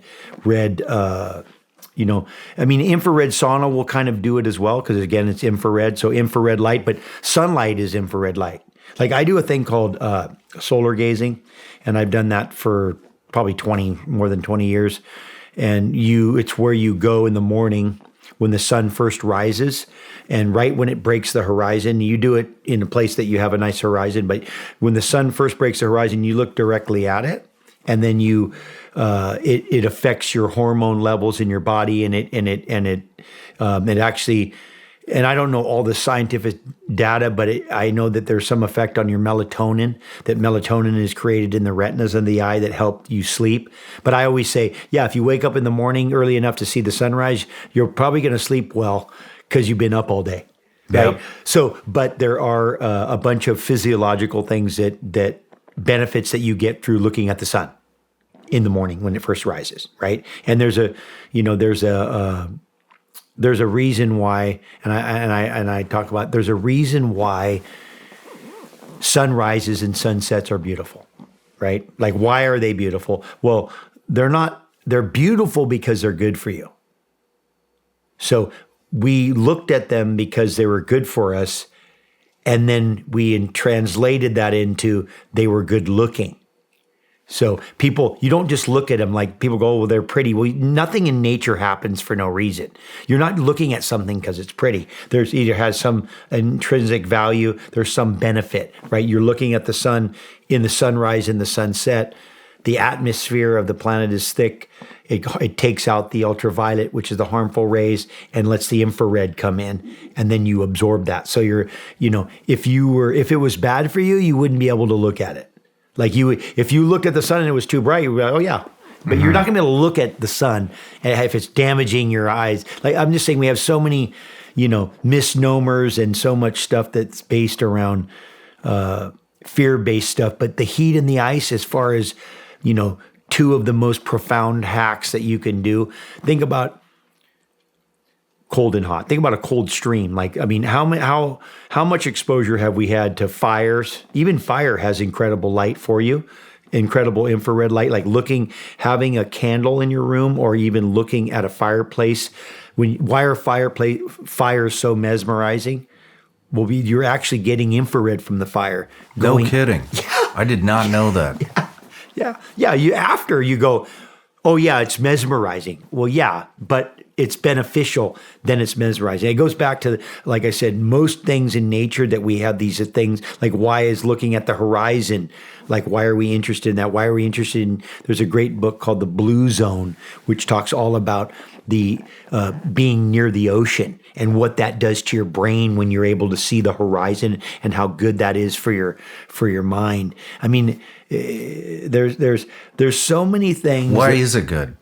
It does something. It settles the brain itself, and I don't know if it's because of the line or what the distance does, but there's a systemic effect on the brain that looking at the horizon gives you that line, and that which is why people desire to live on the ocean. Mm-hmm. They don't even know why. They think, oh, you want to listen to the water, but meanwhile, the horizon's doing something to your brain. Something about your equilibrium. I can imagine it probably has something to do with the stabilization of your, you're not looking at a shape like that. You're looking, something about this helps your equilibrium. Interesting. Yeah. How long have you been into this biohacking stuff? I mean, it's important. I mean, the average life expectancy for an American now is only 76 years old. Yeah, and going down, huh? Like, I think going down. I there's biohacking, which deals more on the scientific side, like medication, taking certain supplements. I'm on the nature side of biohacking, right? So I'm on the I look to nature, that's like with superfood. It's the same thing. I'm looking for nature made everything's in the perfect ratios. We don't need to create extractions. And I mean, a lot of the stuff that we do is based around trying to patent it or trying to control the ingredients so you can charge more. And I'm like, well, everything in nature is made at the perfect ratios. You don't need to, in fact, when we do mess with it, it actually is confusing for the system.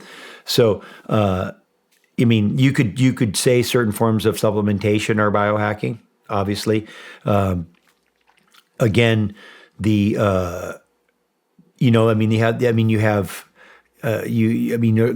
a lot of stuff with stem cell, and there's a lot of these other things.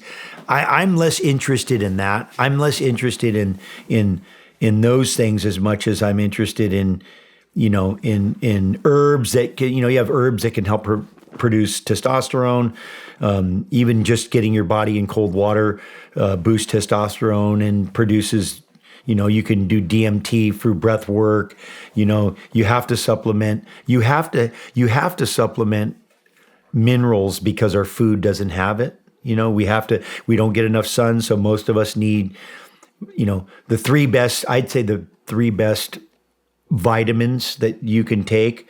And of course, the quality does matter, but C, Z, D, and zinc.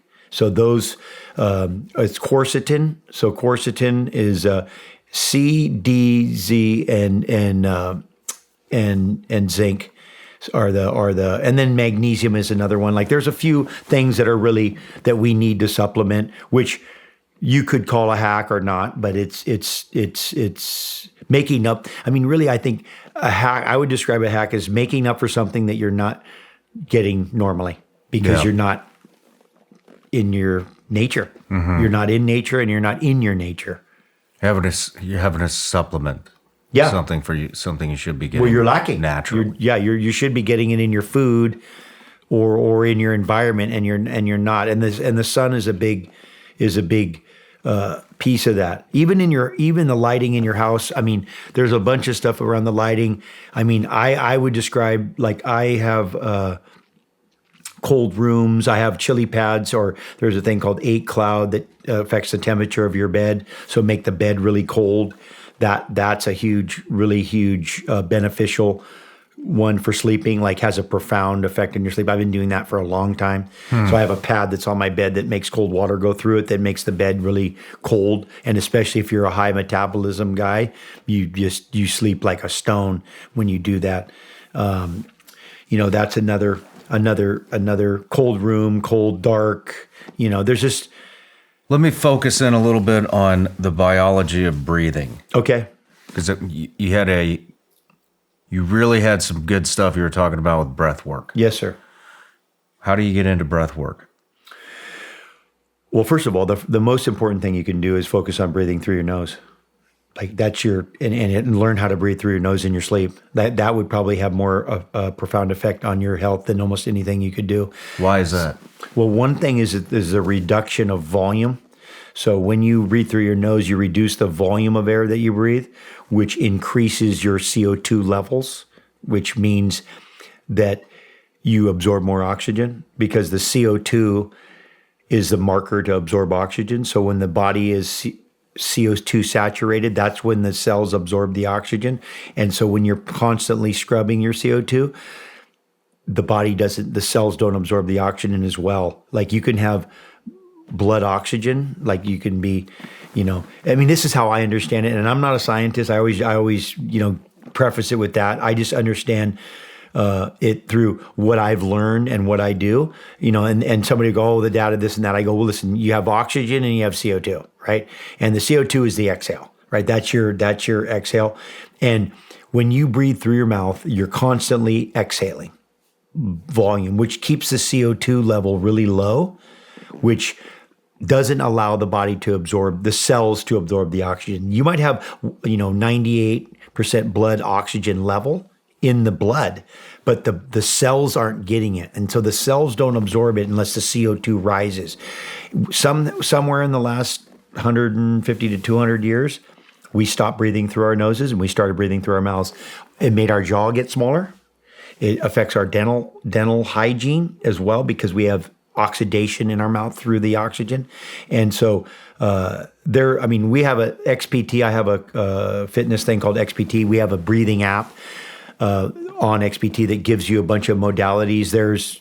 There are a bunch of breath work modalities, which you have apnea, you have pranayama, you have holotropic.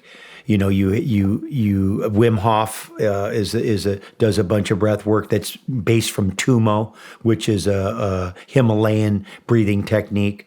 So you have, you got pranayama. You just have tons of techniques. Different ones do different things, but nose breathing in general, because first of all, your sinuses emit a gas called nitric oxide, which is a vasodilator, so it helps your body absorb oxygen. So when you breathe through your nose, your sinus actually, first of all, it filters the air. If the air is hot, it cools it. If it's cool, it heats it. So it's like the air conditioner for your air, for your lungs. So that's the first thing. Second thing is that it produces this gas that goes into your lung that helps you absorb the oxygen. So it actually is helping your body absorb oxygen. The nose breathing does. And then you can control all of your, you can control a bunch of different, you ever heard of the haka? No, I haven't. So the haka is a breathing pattern that the New Zealand All Black rugby team does. It's this like a breathing chant. I mean, I tell somebody, I go, when you hear a lion roar, like you hear a lion roar, rah! Yeah. Well, the lion is, first of all, he's giving everybody a warning, right? But he's also exhaling, which is preparing him for battle. Right, so it's preparing him to aggress by getting his CO2 out, right, and getting him ready to battle. Now, if you think about an athletic event, you're running full speed as fast as you can, right, and the body's producing CO2, and that's why your breathing increases, because you're trying to get that air out, right? That's like your exhaust. So CO2 is the exhaust. Okay, and so the more you can adapt to high CO2 levels, the better off your health is going to be. Like it's what happens at altitude. Like if you go to altitude, you get CO2 saturation, and if you're not CO2 tolerant, that's when you get all loopy, and all somebody that is altitude acclimated is actually CO2 tolerant. Now, when you breathe through your nose, you reduce the volume of exhale, which increases your CO2, which makes you more CO2 tolerant. So our whole thing is to become more CO2 tolerant. The result of that is that you become athletic. It helps your overall health. There's a bunch of health benefits. There's some beautiful books called Breathe, The Oxygen Advantage. I mean, there's some really good podcasts and good books around breathing itself. But it's also a way, I call it manual meditation. There's some ways to manually meditate that you can do through these certain patterns where you load up the oxygen, you lower the CO2, you breath hold, the breath holds build the CO2 up, which makes you absorb oxygen. And so you play with the two, right? You're playing with oxygen and CO2, but it's the most, if you looked at our existence and you said, okay, you could not eat for a week or two, no problem. You can. I can tell you that. I've done it. You could not eat and you'll be okay. You could not drink water for days and you're going to still make it. But you can only not breathe for minutes. So as far as a priority for existence, breathing is the most important element that keeps us alive, number one. And our relationship with our breath is so non-existent. The most important thing you can do is begin to get a relationship with your breath. It's just that if like we do a lot of stuff around. What does that mean? A relationship with your breath? What does that mean? It means have conscious breathing, like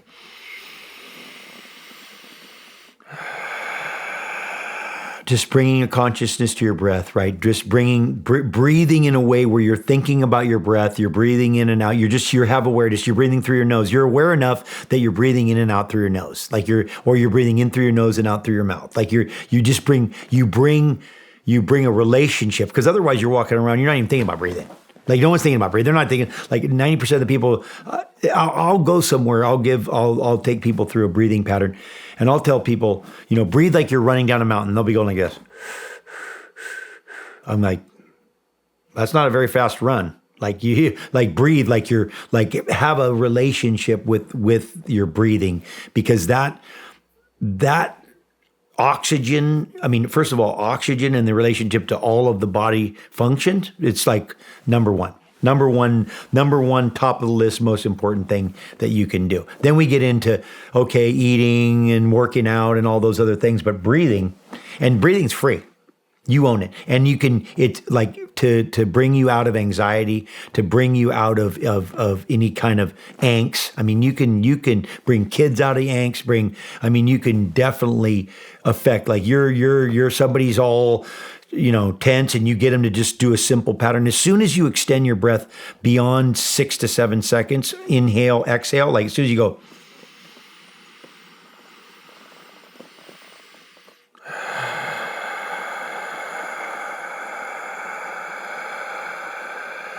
I mean, that is a down regulator. You just go, whoa, right? If you're going, that's ramp up. So ramp up, ramp down. You can totally start to play with your system that way, and that has a systemic effect on your health. Like I don't think we can even understand how important that relationship is with our overall health. We just don't, of course. In a lot of disciplines of meditation, it's all about the breath. It's all about the breathing, right? So it's just a way to go. I mean, and there's plenty of patterns you can get. Like I said, we have an app on xptlife.com has an app that takes you through probably, there are 10 different patterns. Some are 20, 30, 40 minutes. I mean, I'll take people through an hour-long breath pattern, and they'll see ancestors. They'll have No kidding. full out-of-body experiences for real. Like they'll have like DMT, because you can release natural DMT through your system if you do the patterns correctly, without a doubt. Have you had experiences? hallucinations? Yeah, absolutely. Like harder to do it unless you're being walked through it. Like if it's easier when somebody else is carrying the thing than when you're doing it yourself, and harder now that I've been doing it longer. It's hard, becomes harder and harder. You have to put more stress on the system. But we have some decompression drills that we do, and some other just some other patterns that. But if you, again, when you start to play with the breath. Remember that breath and spirit. I think we talked about this, at breakfast, is that breath and spirit are pretty synonymous. If you look at most indigenous tribes, they always have a relationship with, they call it the breath of life, right? Mm-hmm. And so you're talking about breathing and being alive, or, normally when somebody stops breathing, they think they're dead. Like that's what's happening. And so that relationship between breath and spirit are pretty synonymous. And so that's why all the meditation and all the deep kind of monk, I mean, they have monks that heat blankets, that they can do a pattern that can heat. They dry wet blankets in the Himalayas, where the guy sits naked, and they take these blankets and they wet blankets and put them on him, and just through a pattern, they heat up their system. They can get their system so heated up that they can dry a blanket. Like that's how powerful the breath is. So wow. the breath is. I mean, it's not a. And again, it's just right there, right? You're overlooking it as being important. It's not, you're not walking around going, you're just walking around going, you're just breathing through your mouth, in and out. You're not even correlating the two. And so I mean, to have a breath practice on a regular basis is, I mean, I believe certain things like running and cycling are actually a way to forced breathe, that the body likes it so much. it gets people into, like, why are people so possessed with running? Well, you get a high from running. Well, why do you get a high from running? Well, you get a high from running because you're breathing. It's like, so I think there's a connection. I think we think it's about, oh, I'm all into this thing, but it's actually forced breathing. That these patterns, these biking and these running and all this cardio activity is really just forced breathing because people don't have the discipline to actually implement the breathing themselves. So, and like I said, it's the one that's right in front of you. It's sitting right in front of you. And people they do all kinds of crazy stuff with breath work. I mean, it's got, I think they've done some bacteria, kill bacteria and, all this. I mean, you can definitely, oxygenate the system in a way that will help your health. Wow. What is your daily routine with breath work? Well, so first of all, I have some force techniques, which pool training is probably the simplest manual way. Now I'll do patterns. I'll do a couple times a week. I'll just do a breath pattern on the deck. Now I usually don't do any. I don't do apnea. I don't do apnea breathing, which if you understand what apnea is, it's like free diving. What they do for free diving. So free diving, and they say they don't, but you do. They say they don't, but you there's kind of no way around it. But you can actually scrub your breath through a type of hyperventilation. They also get used to having a very, very high acidity. So they get used to being really acidic, which is really high CO2 level, which happens after a long breath hold. But you scrub the CO2 and you oxygenate the system. And so what happens is as you burn the oxygen, the CO2 comes up. Once you do that, once you lower the CO2 through hyperventilation or just certain patterns, like let's say you do an apnea pattern where you're going something where you're exhaling quite a bit. You lower the CO2, you can extend breath holding for a very long time.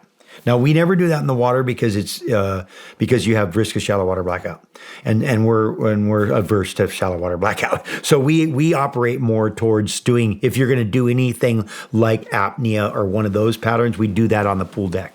So We'll do the breath work on the deck, because if you go out on the deck, no problem. You come to on the deck. It's not an issue. But I'll do a pattern, a combination of Tubo, Wim Hof, Tumo, with apnea and a couple other kind of other modalities implemented. It's kind of I call it scrambled eggs, but it'll be maybe a minute straight of nose mouth.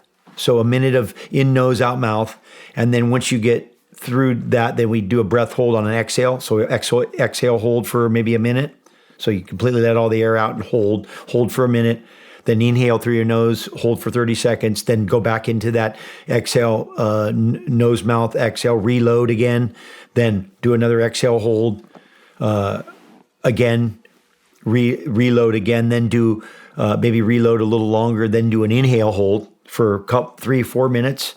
And then reload again, and then do some broken up patterns where we're doing like in for 15 to 20 seconds, out, holding for 15, out for 15 to 20, in for 15 to 20, and so on. And then just do that as a pattern, and then come back around and do a couple exhale hold, inhale holds, and just play with those reloads. Maybe really try to load up, or you can do one that's called holotropic, which takes effort, and people have, it's very useful for therapy. They do a lot of therapy with holotropic, which usually is all mouth, and it's just like, you do all mouth in and out, and you do that for 30 minutes, and you will take a ride. Wow. What kind of stuff? I mean, does this help with stress levels, or what is this helping with? Absolutely. Nothing it doesn't help with. Nothing. There's nothing it doesn't help with. Like, first of all, nitric oxide is a vasodilator like Viagra. So it vasodilates the system. And the breath work, there's nothing that this doesn't help with your sleep, help with your digestion, help with everything. And truthfully, if you do breath work on a regular basis, your cardiovascular capacity increases. I mean, there's no there's nothing it doesn't help with. It helps with your your total physiology. Let's talk about the healing power of nature. Oh yeah. Well, actually, let me backtrack. Just one question just came to my mind. How long have you been doing breath work? Well, I've been doing well, first of all, we used to do, like in the summertime, one of the things that we did when we were younger was we run with stones on the bottom. So we'd carry a stone, you grab it, you run along the bottom, and then the other guy swims, and you do that in the summer for training. And then I would start to do, for big wave stuff, we had things that we were naturally doing, which was a form of breath work already. So we would do cardiovascular, like run between, coconut trees or something on the beach, and then you breathe, hold your breath for 15 seconds or 30, 15, let's say do a 15-second breath hold run with a 30-second breath hold, breathe, 30-second breath hold, run, and do like incremented breath holds throughout cardiovascular. So that started as a kid. And I think because of the ocean and being around water, but my real kind of breathing so-called disciplines or modalities when I've gotten interested. I did some in yoga when I started doing yoga when I was younger, in my 20s and 30s, and then only in the last probably 10 years have I done real these more like modalities where I'm doing specific patterns and different techniques and stuff. Yeah. What is reason I'm asking is what is some of the things. What did you get out of it? What are some of the immediate benefits that you were like, oh? Well, instantaneously, I got a feeling of wellness, a feeling of calmness, like a real feeling, like a real tranquil, like a real settled. Okay. That was the most obvious thing initially, right away, and then I began feeling the benefits of in athletics, like in cardio, like in when I'm biking or when I'm doing some activity, my ability just to perform, like my ability that I was just taking. I just had another gear. I had a new gear that I didn't have. It was just taking me I wasn't breathing as hard to do the same activity. All of a sudden, I was just more efficient. My breathing was more efficient, and I could start to do stuff. Actually breathing through my nose. So a lot of times, like I can do a pretty intense cardio thing, just breathing through the in and out of the nose, mouth, and then use the big hole when you really need it, like when you're really trying to go. It's like I tell somebody, what do you do when you want to make a car faster? You just let more air in, or let more air out. So it's just think of yourself as a motor. You start letting more air in and more air out. What happens? And the only way there can be more is if you actually use less in the beginning. So if you're always at the mouth, then you're always at the most. You don't really get the benefit. So when you start really incorporating the nose, then you get, other than it, the emittance of the gas and the absorption and you just get mental clarity. And I mean, you'll see a visual thing. Like if I take you through a pattern and we do a thing, you'll see like, oh man, things are clearer. They're more rich. Like the visual, like you get enhanced vision stuff just from the brain being oxygenated. So you just get more, you're just getting oxygen into places in your body that it's normally not getting because you're infusing it. You're CO2. Interesting. Yeah. Very interesting. Where would people start if they? Well, like I said, xptlife.com has a good app in there, or you just search online for a good breathing app. Some of them are kind of not as great because they just have a mechanical pattern: breathe in, breathe out, breathe in, breathe out, and it's not as good as somebody talking you through. I mean, we have some nice ones that people talk you through, but there are plenty. I mean, there's beyond stuff about breathing. You get into breathing, but I would start with something, just a simple pattern. I would go to some kind of apnea or some kind of one of those patterns just to begin to feel the benefits and start to do it. I mean, it's real. Like it's a real, like it's real work, and it's as a tool, it's really good to just have that in your pocket, like little. Hey, you know what? I'm feeling a little this, a little that, a little breathing, and all of a sudden, I mean, if you look at a sigh, think about a sigh. So when you go,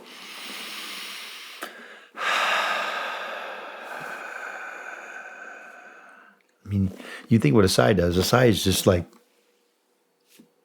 down regulator. So you get your little angst, take a big breath, take a sigh. It's like all of a sudden, and there's actually, I saw a video of a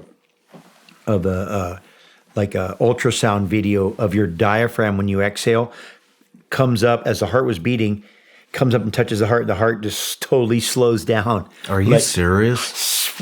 Wow.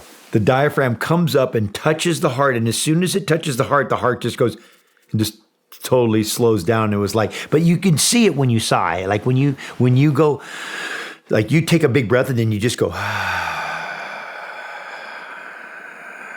mean, you just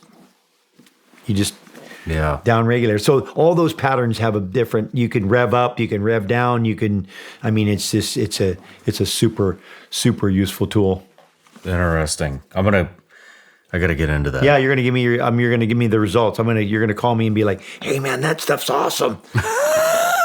Seriously. I will. Seriously. When I come out there, we got to do this. Yeah. We got to do I'll this. walk you through it's fun for me because I get to take people on a little ride sometimes, and they always you just have all kinds of effects on your system because you're getting acidified in a way that's more acidic than you're used to, and then you're getting oxygenated in a way that more than you're used to. So your body's doing all kinds of, you're like, what's even, lips are twitching and people are seeing things, and it's cool. That's awesome. Let's talk about the healing power of nature. That's something that you're a big proponent of, and so I'd just like to dive into that. It's the king. Well, first of all, green, the color green has the most shades of any color, but it's also really soothing on the brain. Like looking at a landscape, they've done studies where people look at landscapes and just the effect that it has on just your spirit and calms you. I mean, nature is. I mean, other than just being in it. I mean, there's like I said, the visual alone, the sounds, the oxygen. It's like trees are making oxygen. You go for a forest, go through a forest, you're like, oh my gosh, my appetite increased and my metabolism and my, and I think there's something about nature in a way that you feel that because you're from nature, that you feel so included. I think when you're in man-made things, you don't have that same feeling. You don't feel included. You don't feel like you're part of or from. And I think when you're in nature, no matter what, you feel like you're from it. You're part of it. And if you don't, you just need to spend a little more time. But I know that what it does for me. I know I see how people benefit. And I think the more alive it is. I mean, the walk through the forest, a sunrise, a sunset, a stream, the birds, it's creation. It's you're putting yourself in creation and it brings you, I always pull Gabby out at night. Sunrise, sunset, moon, stars. It's like, it's just a reminder that you're part of something. Well, I always say, first of all, too elaborate. When you see nature, it's just too elaborate to be not just something by coincidence. How could it? Like something that elaborate, that sophisticated, that amazing, that massive, that to be coincidence?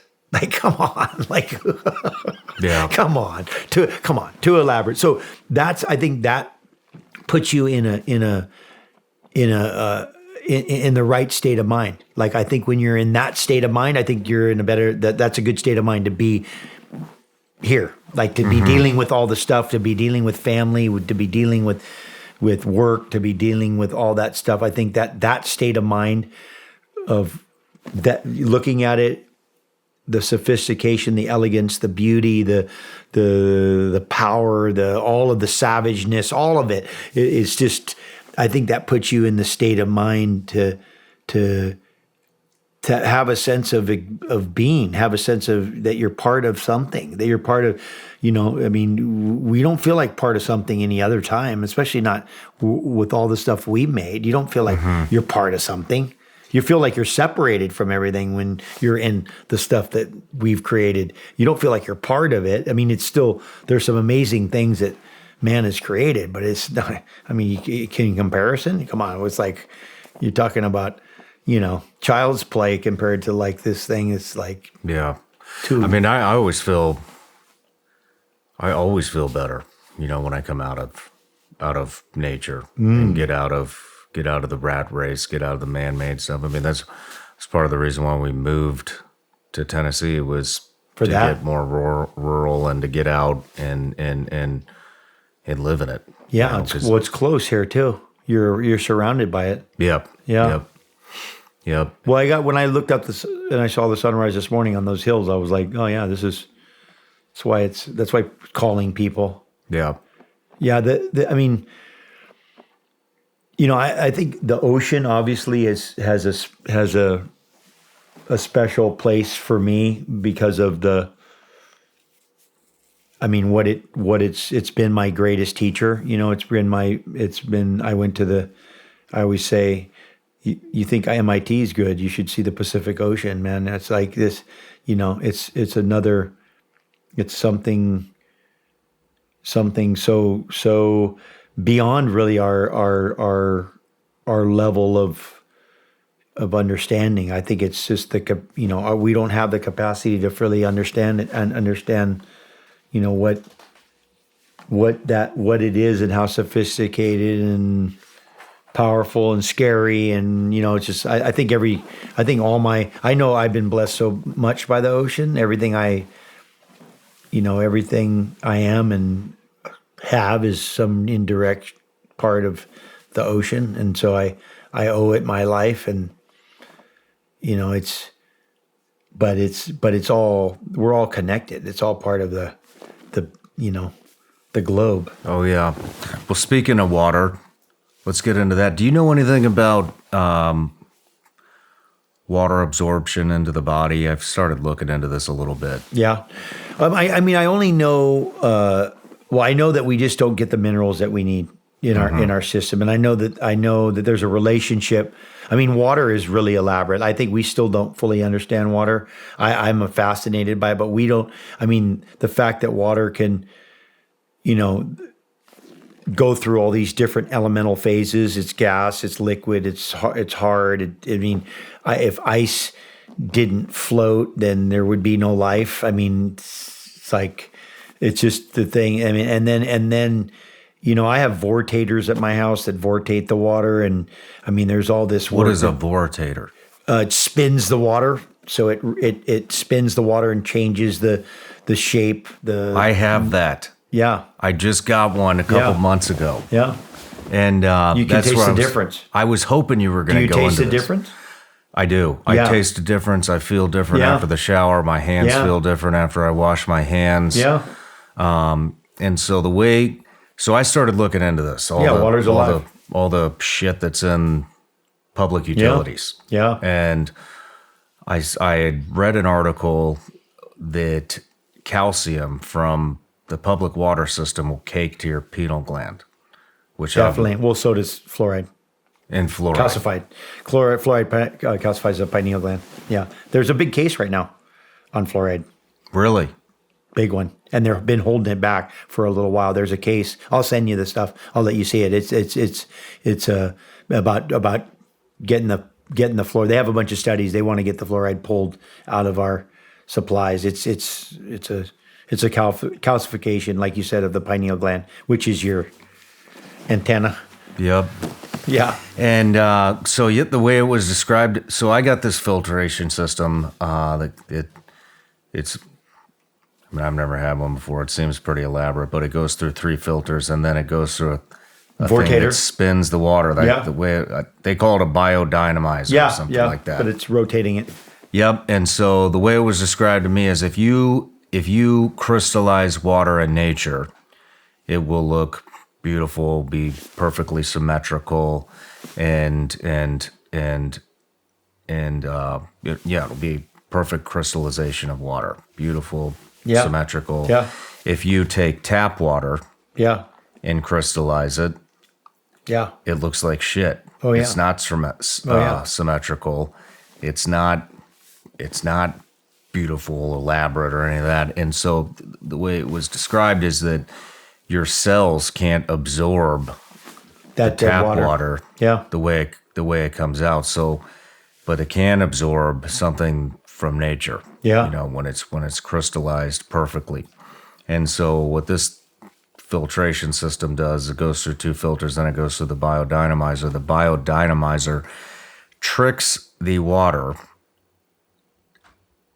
somehow to where it thinks that it has come out of nature, and when you crystallize it after it comes out of it, when it does the spin, Yeah.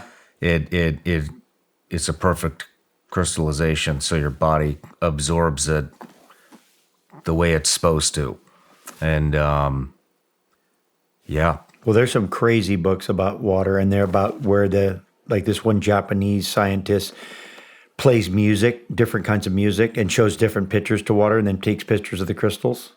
And then the one that they show, like some negative hard rock gnarly music or some other bad evil picture, the crystals are completely deformed. And the one that they show, like Mozart, or they show a picture of Jesus, or it's like completely like elaborate patterns. So it's like some real radical stuff, like how much of a conductor water is of energy, and that part of what happens too is they're vortating it because the 90-degree angles kill the vortation, and so everything in the rivers and everything in the thing is vortating it. In fact, your all your fascias vortates around your body, and so does your urine when it comes out. It's vortating. The blood through your veins. The blood doesn't just flow through your veins; it vortates through your veins, right? So everything is spinning.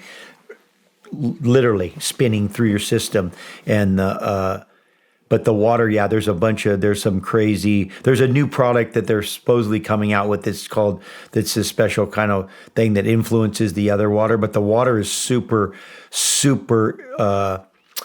conductive to energy, and it's like the most conductive substance, and I'll show you. I'll send you the book.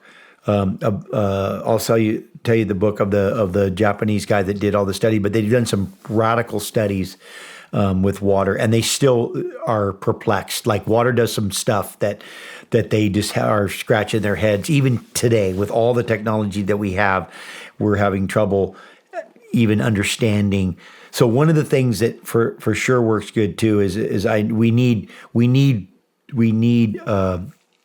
other than that water, the vortation of the water, we definitely need to use minerals. Like we're definitely mineral deficient, and that minerals help us absorb the water too, as well. Isn't it crazy how it's like we didn't know anything about all these elements in their natural state, so we manipulate them, into whatever, and put calcium and fluoride and all this stuff into water, and hormones into meat, and pesticides and fertilizers and all these things. And now, when we didn't even understand the natural state, obviously, and now here we are, who knows how many years later. I mean, this has been probably way before me or you ever came along, right?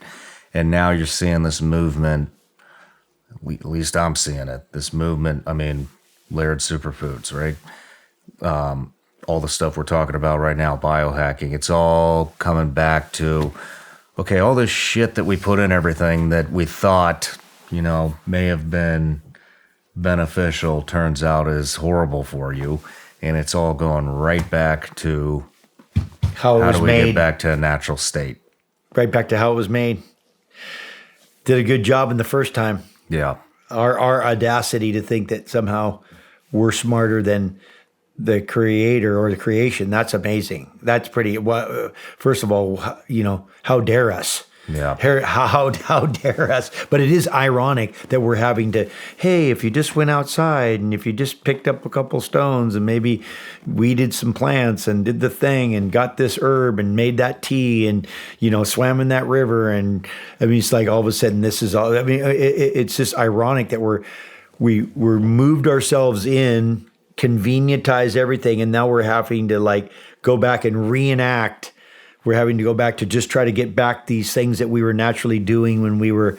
I heard a crazy statistic that they said that when we were hunter-gatherers, that it took us about 38 hours a week to do everything we needed to do to survive. No kidding. And I'm like, now I go 38 hours a week. I go right now, we're barely, we can't even, 38 hours wouldn't get us halfway through the work week. No kidding, It's man. crazy. No kidding. But yet with all the conveniences. So somehow everything's so convenient, yet it takes us more time than ever to, I forgot my, my code and I got to they have some crazy thing about stats on how long it takes people to punch in all their little codes and all their stuff. Like it's like minutes a day, hours a month, like that you're just punching codes in. I don't even want to think about that. And we're having to reenact like being out in the sunlight, drinking water out of a river, like, eating fish from the thing, just all this stuff. But you do, but we have to, we don't have a choice. We're not in a position to, we can laugh about it, but we don't have the luxury to not be conscious and aware of what's happening and make a difference, because we're the direction we're headed at a wall, full speed, and some of us have to turn the car to left, and we got to make a left or a right, because right now where we're going, it doesn't look, looks pretty grim. Doesn't look good. Doesn't look good, and so we need to. And fortunately, what we do have nature there for us and so if we just let enough of it survive and then learn about it quick enough, we might have a fighting chance, because it's there. There's some beautiful, my friend that I told you, Susan Casey, wrote a beautiful book about the waves, but she also wrote one called the Underworld. And there's the bottom of the ocean, and they've discovered microbes down there that go through the blood-brain barrier and actually eat brain tumors. But as just one example of the things that there are in nature to cure every single thing that we have. It's like it's all there. If we just don't destroy it all. It's like the Amazon probably had every cure that you could ever, for every single thing you ever had wrong. Yeah. Probably already had that. And I know between the bottom of the ocean is got everything. I call it the cloud. Everything that's ever existed is there. And so we need to learn more, but we also need to protect the last remaining things. Like that's part of our thing, is I think we got to get into a protective mode around enough of, and the modalities based on that. We have to really try to, work on protecting the last stuff around Chinese medicine and herbal medicine and like all this stuff about herbs and plants and native, all these native medicines that have just been slowly going away. And there's just still a few, remaining things that we need that we can. Because that's where it is. It's all there. It's crazy how fast we're destroying it. Just a couple minutes ago, I was telling you we moved from South Florida to Tennessee to get out of destruction. Exactly. And we came here, and now there's like this huge movement of all these people moving to Tennessee. This state has grown 20% year after year since COVID. Wow. And I'm just watching the nature be destroyed, acre by acre. What used to be a horizon of trees and rolling hills and creeks and rivers and streams is now a subdivision where the houses are literally built 5 feet apart from each other. They're just stacking. People I always ask, I go, why do we have to do it? It's just, but it's. Yep. Density makes the money. Yep. Come on, you just just give them some space so we can leave nature and also help people too. We're not great all piled together like that. Some of us can handle it, but it's hard on you to be that dense on top of each other. I couldn't do it. It's like no, they make places for that. If you want to, you can go to New York. Yeah. But have I heard you talk about water and compression before? I feel like I talked about the pool training, that the compression of water. allows the blood to flow through your lymphatic system in a very short time. Like it normally takes like 24 hours to do that. So water compression is amazing that's why swimmers don't really get sore.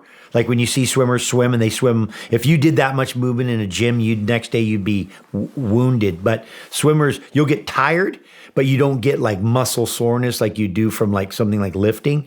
And so it's because of that compression and that flow. But there's a bunch of other benefits that has around even traumatic, some brain stuff around concussions that they're doing. Yeah, like where they're going down to the second atmosphere. I have some friends that are studying that stuff where they're like, you're jumping with weights. You go down in the deep end and then just jump up and down. But something about the water flowing on your head is like flowing through the lymphatic system. So there's some, I mean, we know the water has healing powers, right? We know it's the healing powers of water are great.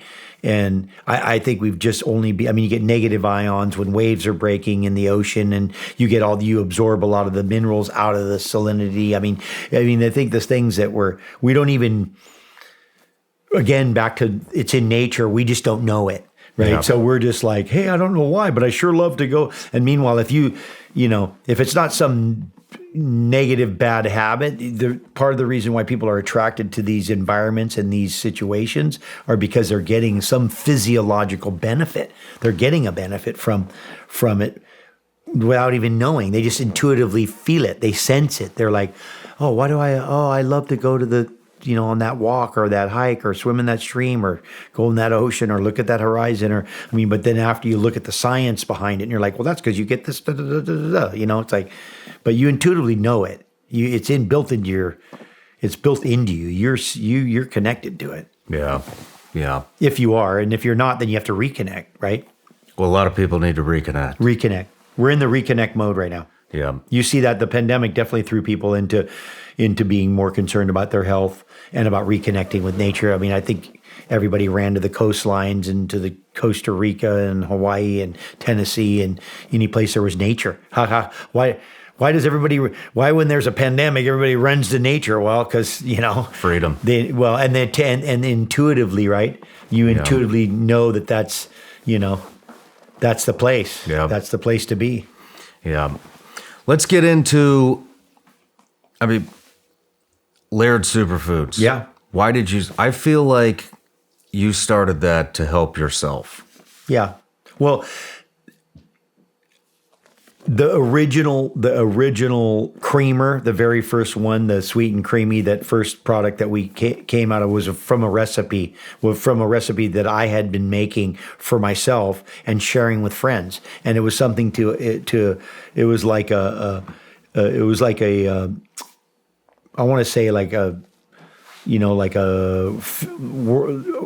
energy drink. It was like an energy drink for me. It was like, okay, in the morning, wake up, drink something that you can go and do, 5, 6, whatever, 8 hours of activity and not need anything else.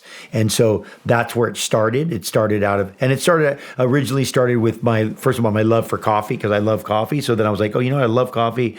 So let me see if I can, and I had learned, years ago about ghee, the relationship with ghee, which is clarified butter, and caffeine for tea and espresso. They use it in the Himalayas, and then the Bulletproof guy came out and had his coconut oil and his Bulletproof coffee. So I was kind of like, okay. So I had multiple exposures, but I got kind of my own recipe. I just started playing with stuff and putting stuff that I liked in it, I love turmeric, so I put a lot of turmeric in it. And turmeric is, really good anti-inflammatory and really good for gut health. So, I think in India, they have very minimal gut digestional diseases of any kind, and they attribute that to turmeric. So that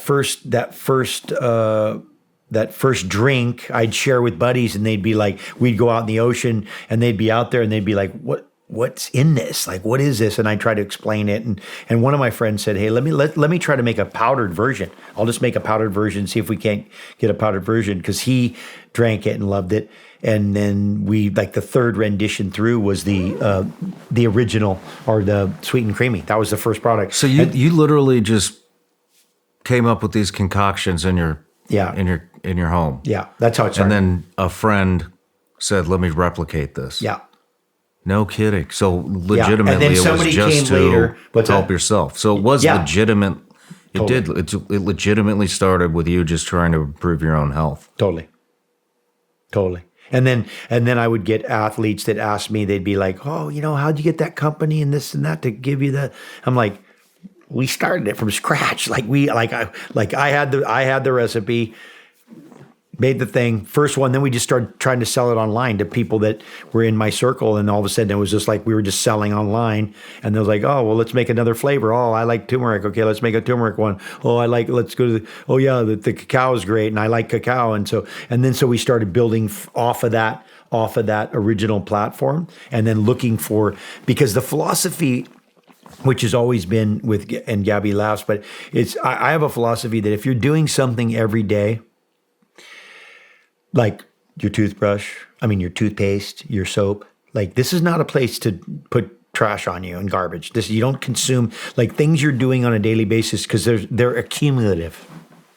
So a little arsenic over a long time is a lot of arsenic. A little poison over a long time is a lot of poison. A little health over a long time is a lot of health. And so I looked at it like quality of the soap that you use. It's on your skin. So you're absorbing it. The toothpaste you're putting in your mouth, that you're drinking that. The stuff just the things you're doing on these daily basis. This is the area to start, right? Coffee, if you're drinking coffee, if you're drinking tea every day, you don't be just drinking some terrible tea. Drink some tea, find a good tea that's high quality, that you know where it's coming from. And so that's kind of the premise of it. And I'd already been doing that stuff in my life naturally. That just was normal. So to do that in this genre was completely yeah, that's what I'm going to do. Listen, I used to have beans flown in from places because I was into beans, like the good quality. Like I'm not going to just drink any garbage coffee. It's like if all there was to drink the coffee that's around, I wouldn't even drink coffee. I wouldn't. Really? Yeah, no, there's no way. I wouldn't just drink that stuff. It's like battery acid, like picked green, chemical fertilized and roasted terribly. It's like, no wonder you got to put like a gallon of milk and 10 scoops of sugar just to survive. Like I wouldn't even touch that stuff. So that's kind of the philosophy of the whole thing, right? And then what are you doing on a daily basis? Well, you're hydrating, right? You're sleeping.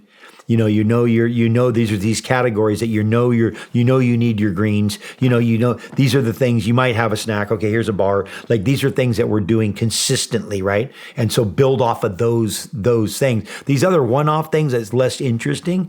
Hey, I'm going to have such and such a meal. Yeah, you might do that once, twice a week or whatever. And in those areas, it's not as important as it is on these things, the consistent, because it's just like training. If you just, a little workout every single day is a lot of workout, right? Never mind just, I train like an animal, 2 days a week and break myself and I can't move the rest of the time. I was like, no, I'd rather just have that, it's the discipline. And so it's based on that.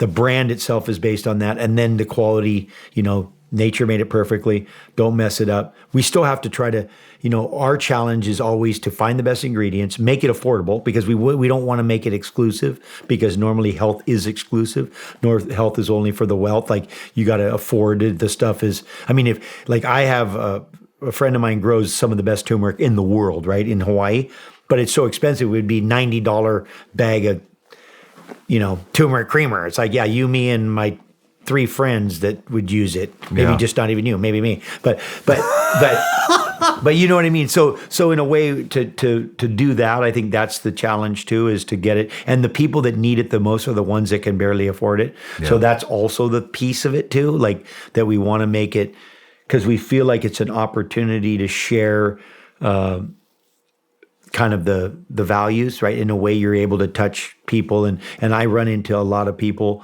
I run into, old grandmas that like love it. They're like, I love that stuff so much. And I gave it to my, or I'll meet some guy and he'll be like, oh yeah, I got this from my mom. She gave it to me. I'm like, what? And she's like, oh yeah, she's into it. Like, so we see the traction, we see who it's affecting, which drives us more to hold the line and to try to make things, to have we have guardrails on the thing. And, Gabby and I always laugh because I'm function, she's taste.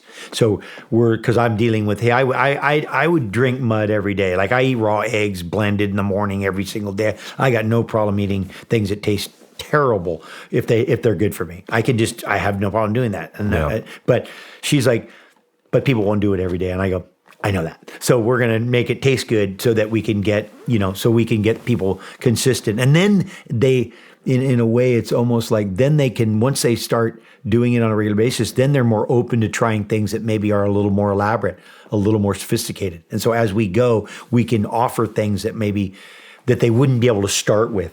Because we're trying to get them with, you try to get people with where they are. You got to go, well, what do you drink? Well, I drink a double mocha latte with extra foam. And you're like, okay, well, I'm going to have to figure out how to make that and make that all out of good, healthy things. I mean, it's going to be a little tricky, but I'm making it as close as I can and still be good for you, Yeah. I mean, you guys have hit, let me reiterate. I think I said this at the beginning, but,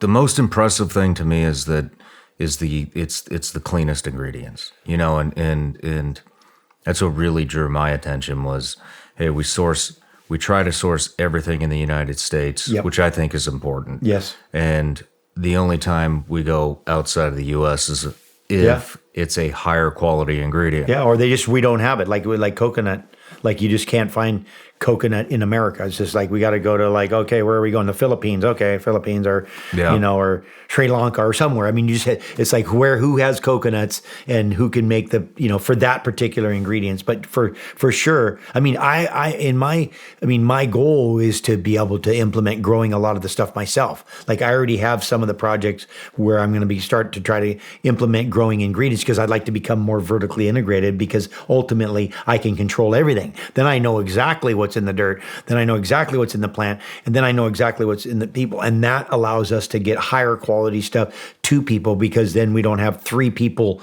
along the chain putting their take on it, which makes everything just go up, right? So that's where you want to go. It's just, that's a harder, longer process. And so we got to survive till then. But that would be if we could grow a bunch of the ingredients ourselves or even have relationships and be in partnership with farmers. I mean, that's what you want to, that's where you go. That's where because then you know exactly what's happening. Then you got yourself some real, otherwise you're just kind of at the mercy of trusting that that the so-called people are doing what they're supposed to, and the people that are supposed to check on the people doing what they're supposed to are doing what they're supposed to. And, it's all that, all that stuff. How did you find out about functional mushrooms?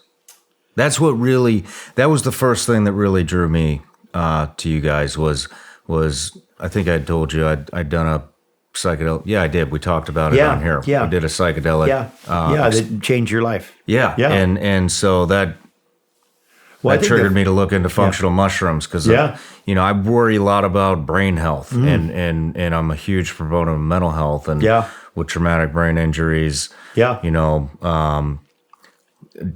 Alzheimer's. Dementia, I mean, listen, I know lion's mane is like a little, has a dementia, like a buffer from dementia as one example, lion's mane specifically just for dementia. But, I think my first, somebody gave me a chaga like years ago in Alaska, a chunk of some random guy just said, hey, here's some chaga. And I had always been, listen, in Hawaii, there was hippies that had mushrooms in cow pastures and there, but because of how I grew up around all these different, we have this thing called pepeauia, which is this weird like fungus that you collect in the trees and that we use it, we cook it with food, we make a dish with food in it. So I've always had kind of relationship with fungi and understood that, that mushrooms and so but cordyceps specifically helps you increases your VO2 max. So Really? cordyceps improves your VO. Let me put it this way: cordyceps has helped your body ability to absorb oxygen. As one thing. So and I think that was part of the beginning. Chaga was the king. I got exposed. Somebody gave me a giant chaga, and I'm like, this thing's crazy. And then they gave me a paper that told me all the benefits. And they said that there's a famous guy called the Iceman or something that was 13,000 years old or something in Europe that they found like some mummy, and he supposedly had a satchel on his waist that had a chunk of chaga inside the little pouch. Like he had a pouch like on this mummy or something that had a. So I had a couple weird little things happen. Yeah. Like this guy had a chunk of chaga, and some ice creature that they found that had and then a guy gave me one and then gave me a paper list of like the 50 things that it was good for, like solved, cured grandma's this, cancer that, this thing that, all, just the list was a crazy list. This is all from chaga? Chaga. Wow. Yeah. So then cordyceps come along. Cordyceps are like, oh yeah, oxygen absorption, helps in VO2 max. I'm like, well, you're on my, so that brought kind of awareness to, and I'd been using another product I was telling you about called Shilajit for more than 20 or 30 years. So I've always been connected to plant medicine, and the values of all, like what plants can do. Just because we had it in Hawaii, there's the Hawaiian medicine men that have all kinds of plants that they make stuff out of to cure all kinds of. We have a fruit called noni. It's a fruit that it smells like vomit, but it cures like heartworm and cures diabetes. Guys, I have friends that were diabetic that cured their diabetes. I just a bunch of different things. So I'm already naturally connected to. There's plants that are medicine. They cure things. It's healthy, like all that thing. So when there starts to be information about mushrooms early on, I was like, well, yeah, that's of course like that. And these I would say these creamers, these coffees, these teas, this fat stuff is an incredible way to put stuff into your system. And so we have performance mushrooms separate, so you can scoop as much as you want, but we also have it incorporated into it. But the fat in general and most of these products are really designed to help you absorb. So there's some crazy things that happen. So, and back to what we were talking about earlier, and I'll make it light of it. But if you think about salt and pepper, right? Mm-hmm.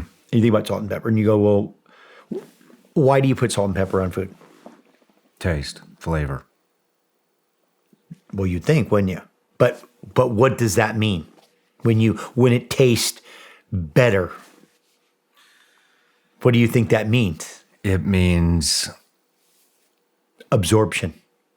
It's connected to absorption. Has nothing to do with taste. So in a way, we're putting things on. Again, what did I say? We looked at the sunrise and the sunset because it's beautiful. No, because it's good for you. And then it's beautiful. We put salt and pepper on the food because it makes it taste better. No, because you absorb better. Makes it taste good. What came first? But ultimately, the absorption, right? So when you salivate, you eat something and it tastes really good, all the enzymes to digest it, that's all stimulated by the flavor, which results in your ability to absorb it better. There's some things where they put pepper. If you take pepper with turmeric, you absorb it better. Like they have turmeric shots and they put pepperine in it, because you have better absorption. Well, then wouldn't you have better absorption from anything you put pepper on? Absolutely. That's a reason to put pepper on it, because you actually absorb better. When you use olive oil and you use butter on vegetables, your brain wants the fat. So you absorb more nutrients because the body absorbs the fat and the nutrients right along in the thing. So there's like this, none of this stuff we don't do things for no reason. Like flavor we made flavor become something and we abused it, right? We made things taste good that weren't good for you because tasting good actually had a function, and we were able to abuse that. Now, this is some of this is my theory, but some of this is the facts of what the thing actually does. But when you put spices and certain things on food that enhances flavor, that enhances absorption. And I'd be real surprised if there's any science that says different, because it's an obvious thing. Like, of course it does. Like, it tastes good, makes you salivate, you create enzymes that make you absorption better thing. It wouldn't, why? We wouldn't do it. In nature, there wouldn't be, it's like, they used to think your tonsils didn't do anything. Now they realize they probably do something, so don't cut them out unless you need to. Like there's nothing for no reason. Mm-hmm. None of it's there for no reason. You don't make stuff taste good for just because it tastes good. We don't just do things to make it, maybe sex, but we don't do things for no reason. But even that's for a reason. But I'm just saying, that whole thing, those things are connected to, putting fat on putting spices on food to enhance flavor, I believe is connected actually more to absorption first. And the flavor is just the byproduct of that. It's a little bit like, why is the sunrise and the sunset beautiful? Well, no, it's actually important for us to look at it. And the byproduct is beautiful, so maybe we'll look at it. And so the byproduct of putting spice on food is because you absorb more of it. So that's why we put spice on the food, because it tastes better. So it's tasting better. It tastes better, which is actually making you absorb more of it. So that's the reason to do it. Wow. Because just to do it for no reason, that would be stupid. Like, why would you just make it taste better? Like, in other than, your pleasure of tasting good, but that's something that we're doing now. We didn't do that for the last 100,000 years. Wow. That's something I've just never thought about or heard that before. Exactly. But that's just putting pieces together. When you look, you just start to put, like, hey, you can put pepper on it. Like, that's why when you put fat, like when you use coconut, like certain MCT oils, these fats help you pull nutrients. You absorb nutrients better with the fats. Like, that's just part of, so whatever you're putting in there, like if you're putting the turmeric creamer or the cacao or whatever you're putting, you're absorbing that better. You have better absorption. You'd mentioned earlier as well. Somebody's going to, some scientist is going to come, well, that's not true and this is not true. But, at the end of the day, it's like, hey, just think about the math of it. Yeah. Just think about think about it. I'd like to see it. Yeah. I mean, you brought up another interesting point earlier about your brain being made of fat. Yeah. And that's why it craves fat. Do you want to elaborate on that a little bit, or? Well, first of all, the brain craves fat. It's 96% dry cholesterol. Your brain is, like, it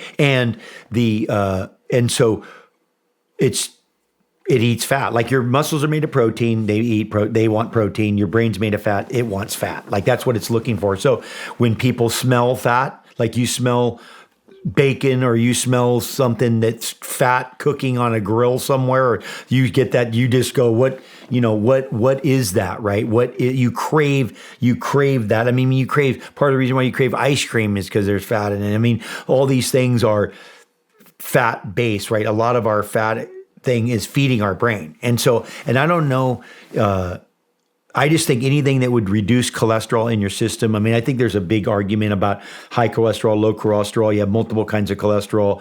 There's some really good data on that none of it's having a effect on your overall heart wellness. I think that's a debate that these guys are having, that they're saying, people are saying, oh yeah, it's not connected, that high cholesterol is not connected to any kind of heart issues. I think it's also a good fear place, because whenever you talk about your heart, you talk about fear. So you get people scared, and then when you can get them scared, you can manipulate them. So I think there's some of that out there as well. But when you're dealing with your brain and cholesterol, I think your brain needs cholesterol. So if you're taking something that's taking your cholesterol down, you might be taking your brain down. Like, I don't have the science. I'll let the scientists do the science work. They can tell me after, and then I can just regurgitate it. But it just in my elementary school math where I went to school, that makes sense to me. I go, if you're lowering your cholesterol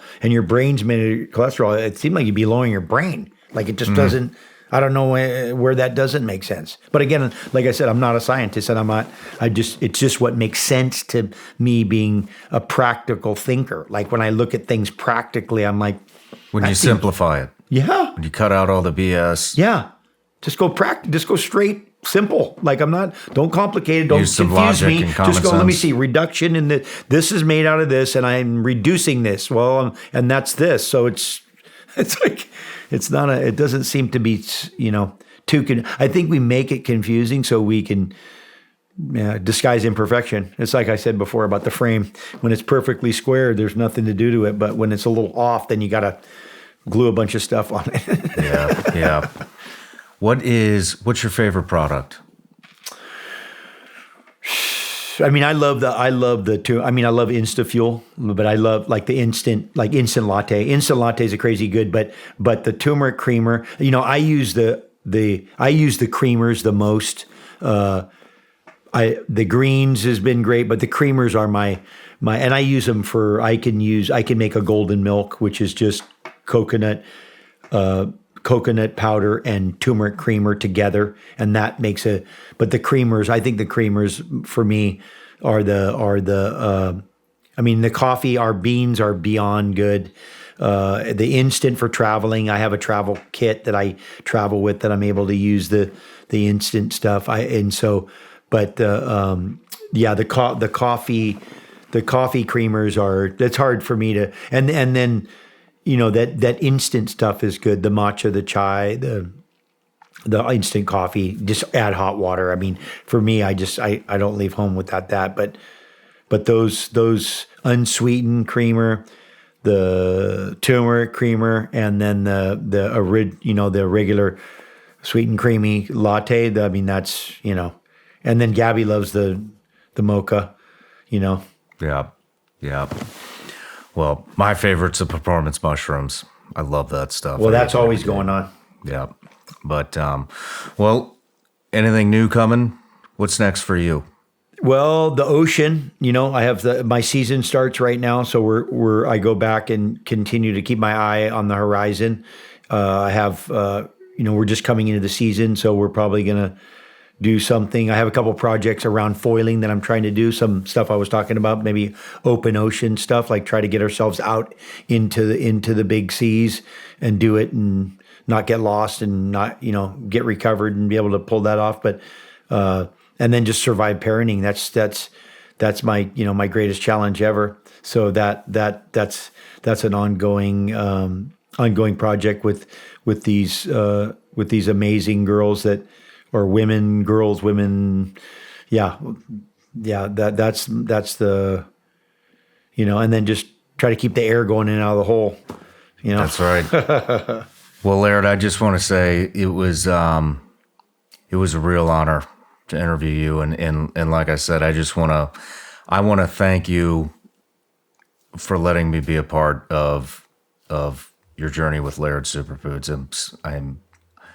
I love it, and I am happy to be here.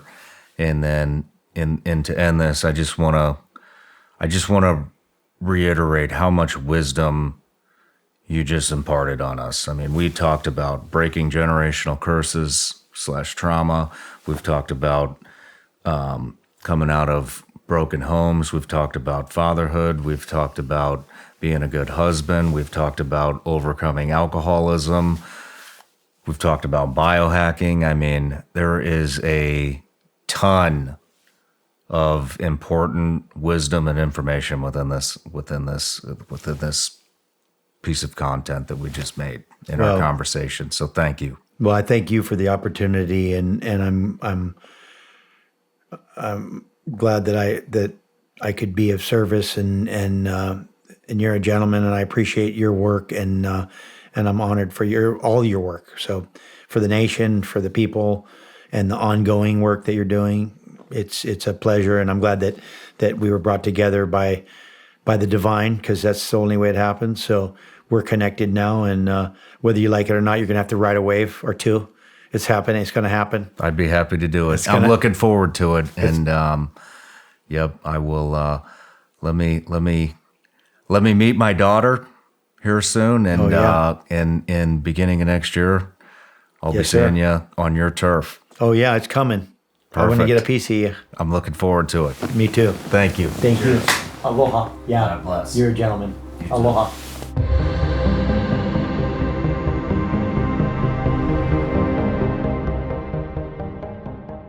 Hey everybody, I'm Shawn Ryan. Click here to subscribe to the Shawn Ryan Show YouTube channel for the hottest and most compelling interviews that you will not see anywhere else. I've also made a playlist of all the previous SRS episodes, so they're easy to find. You can find that right here.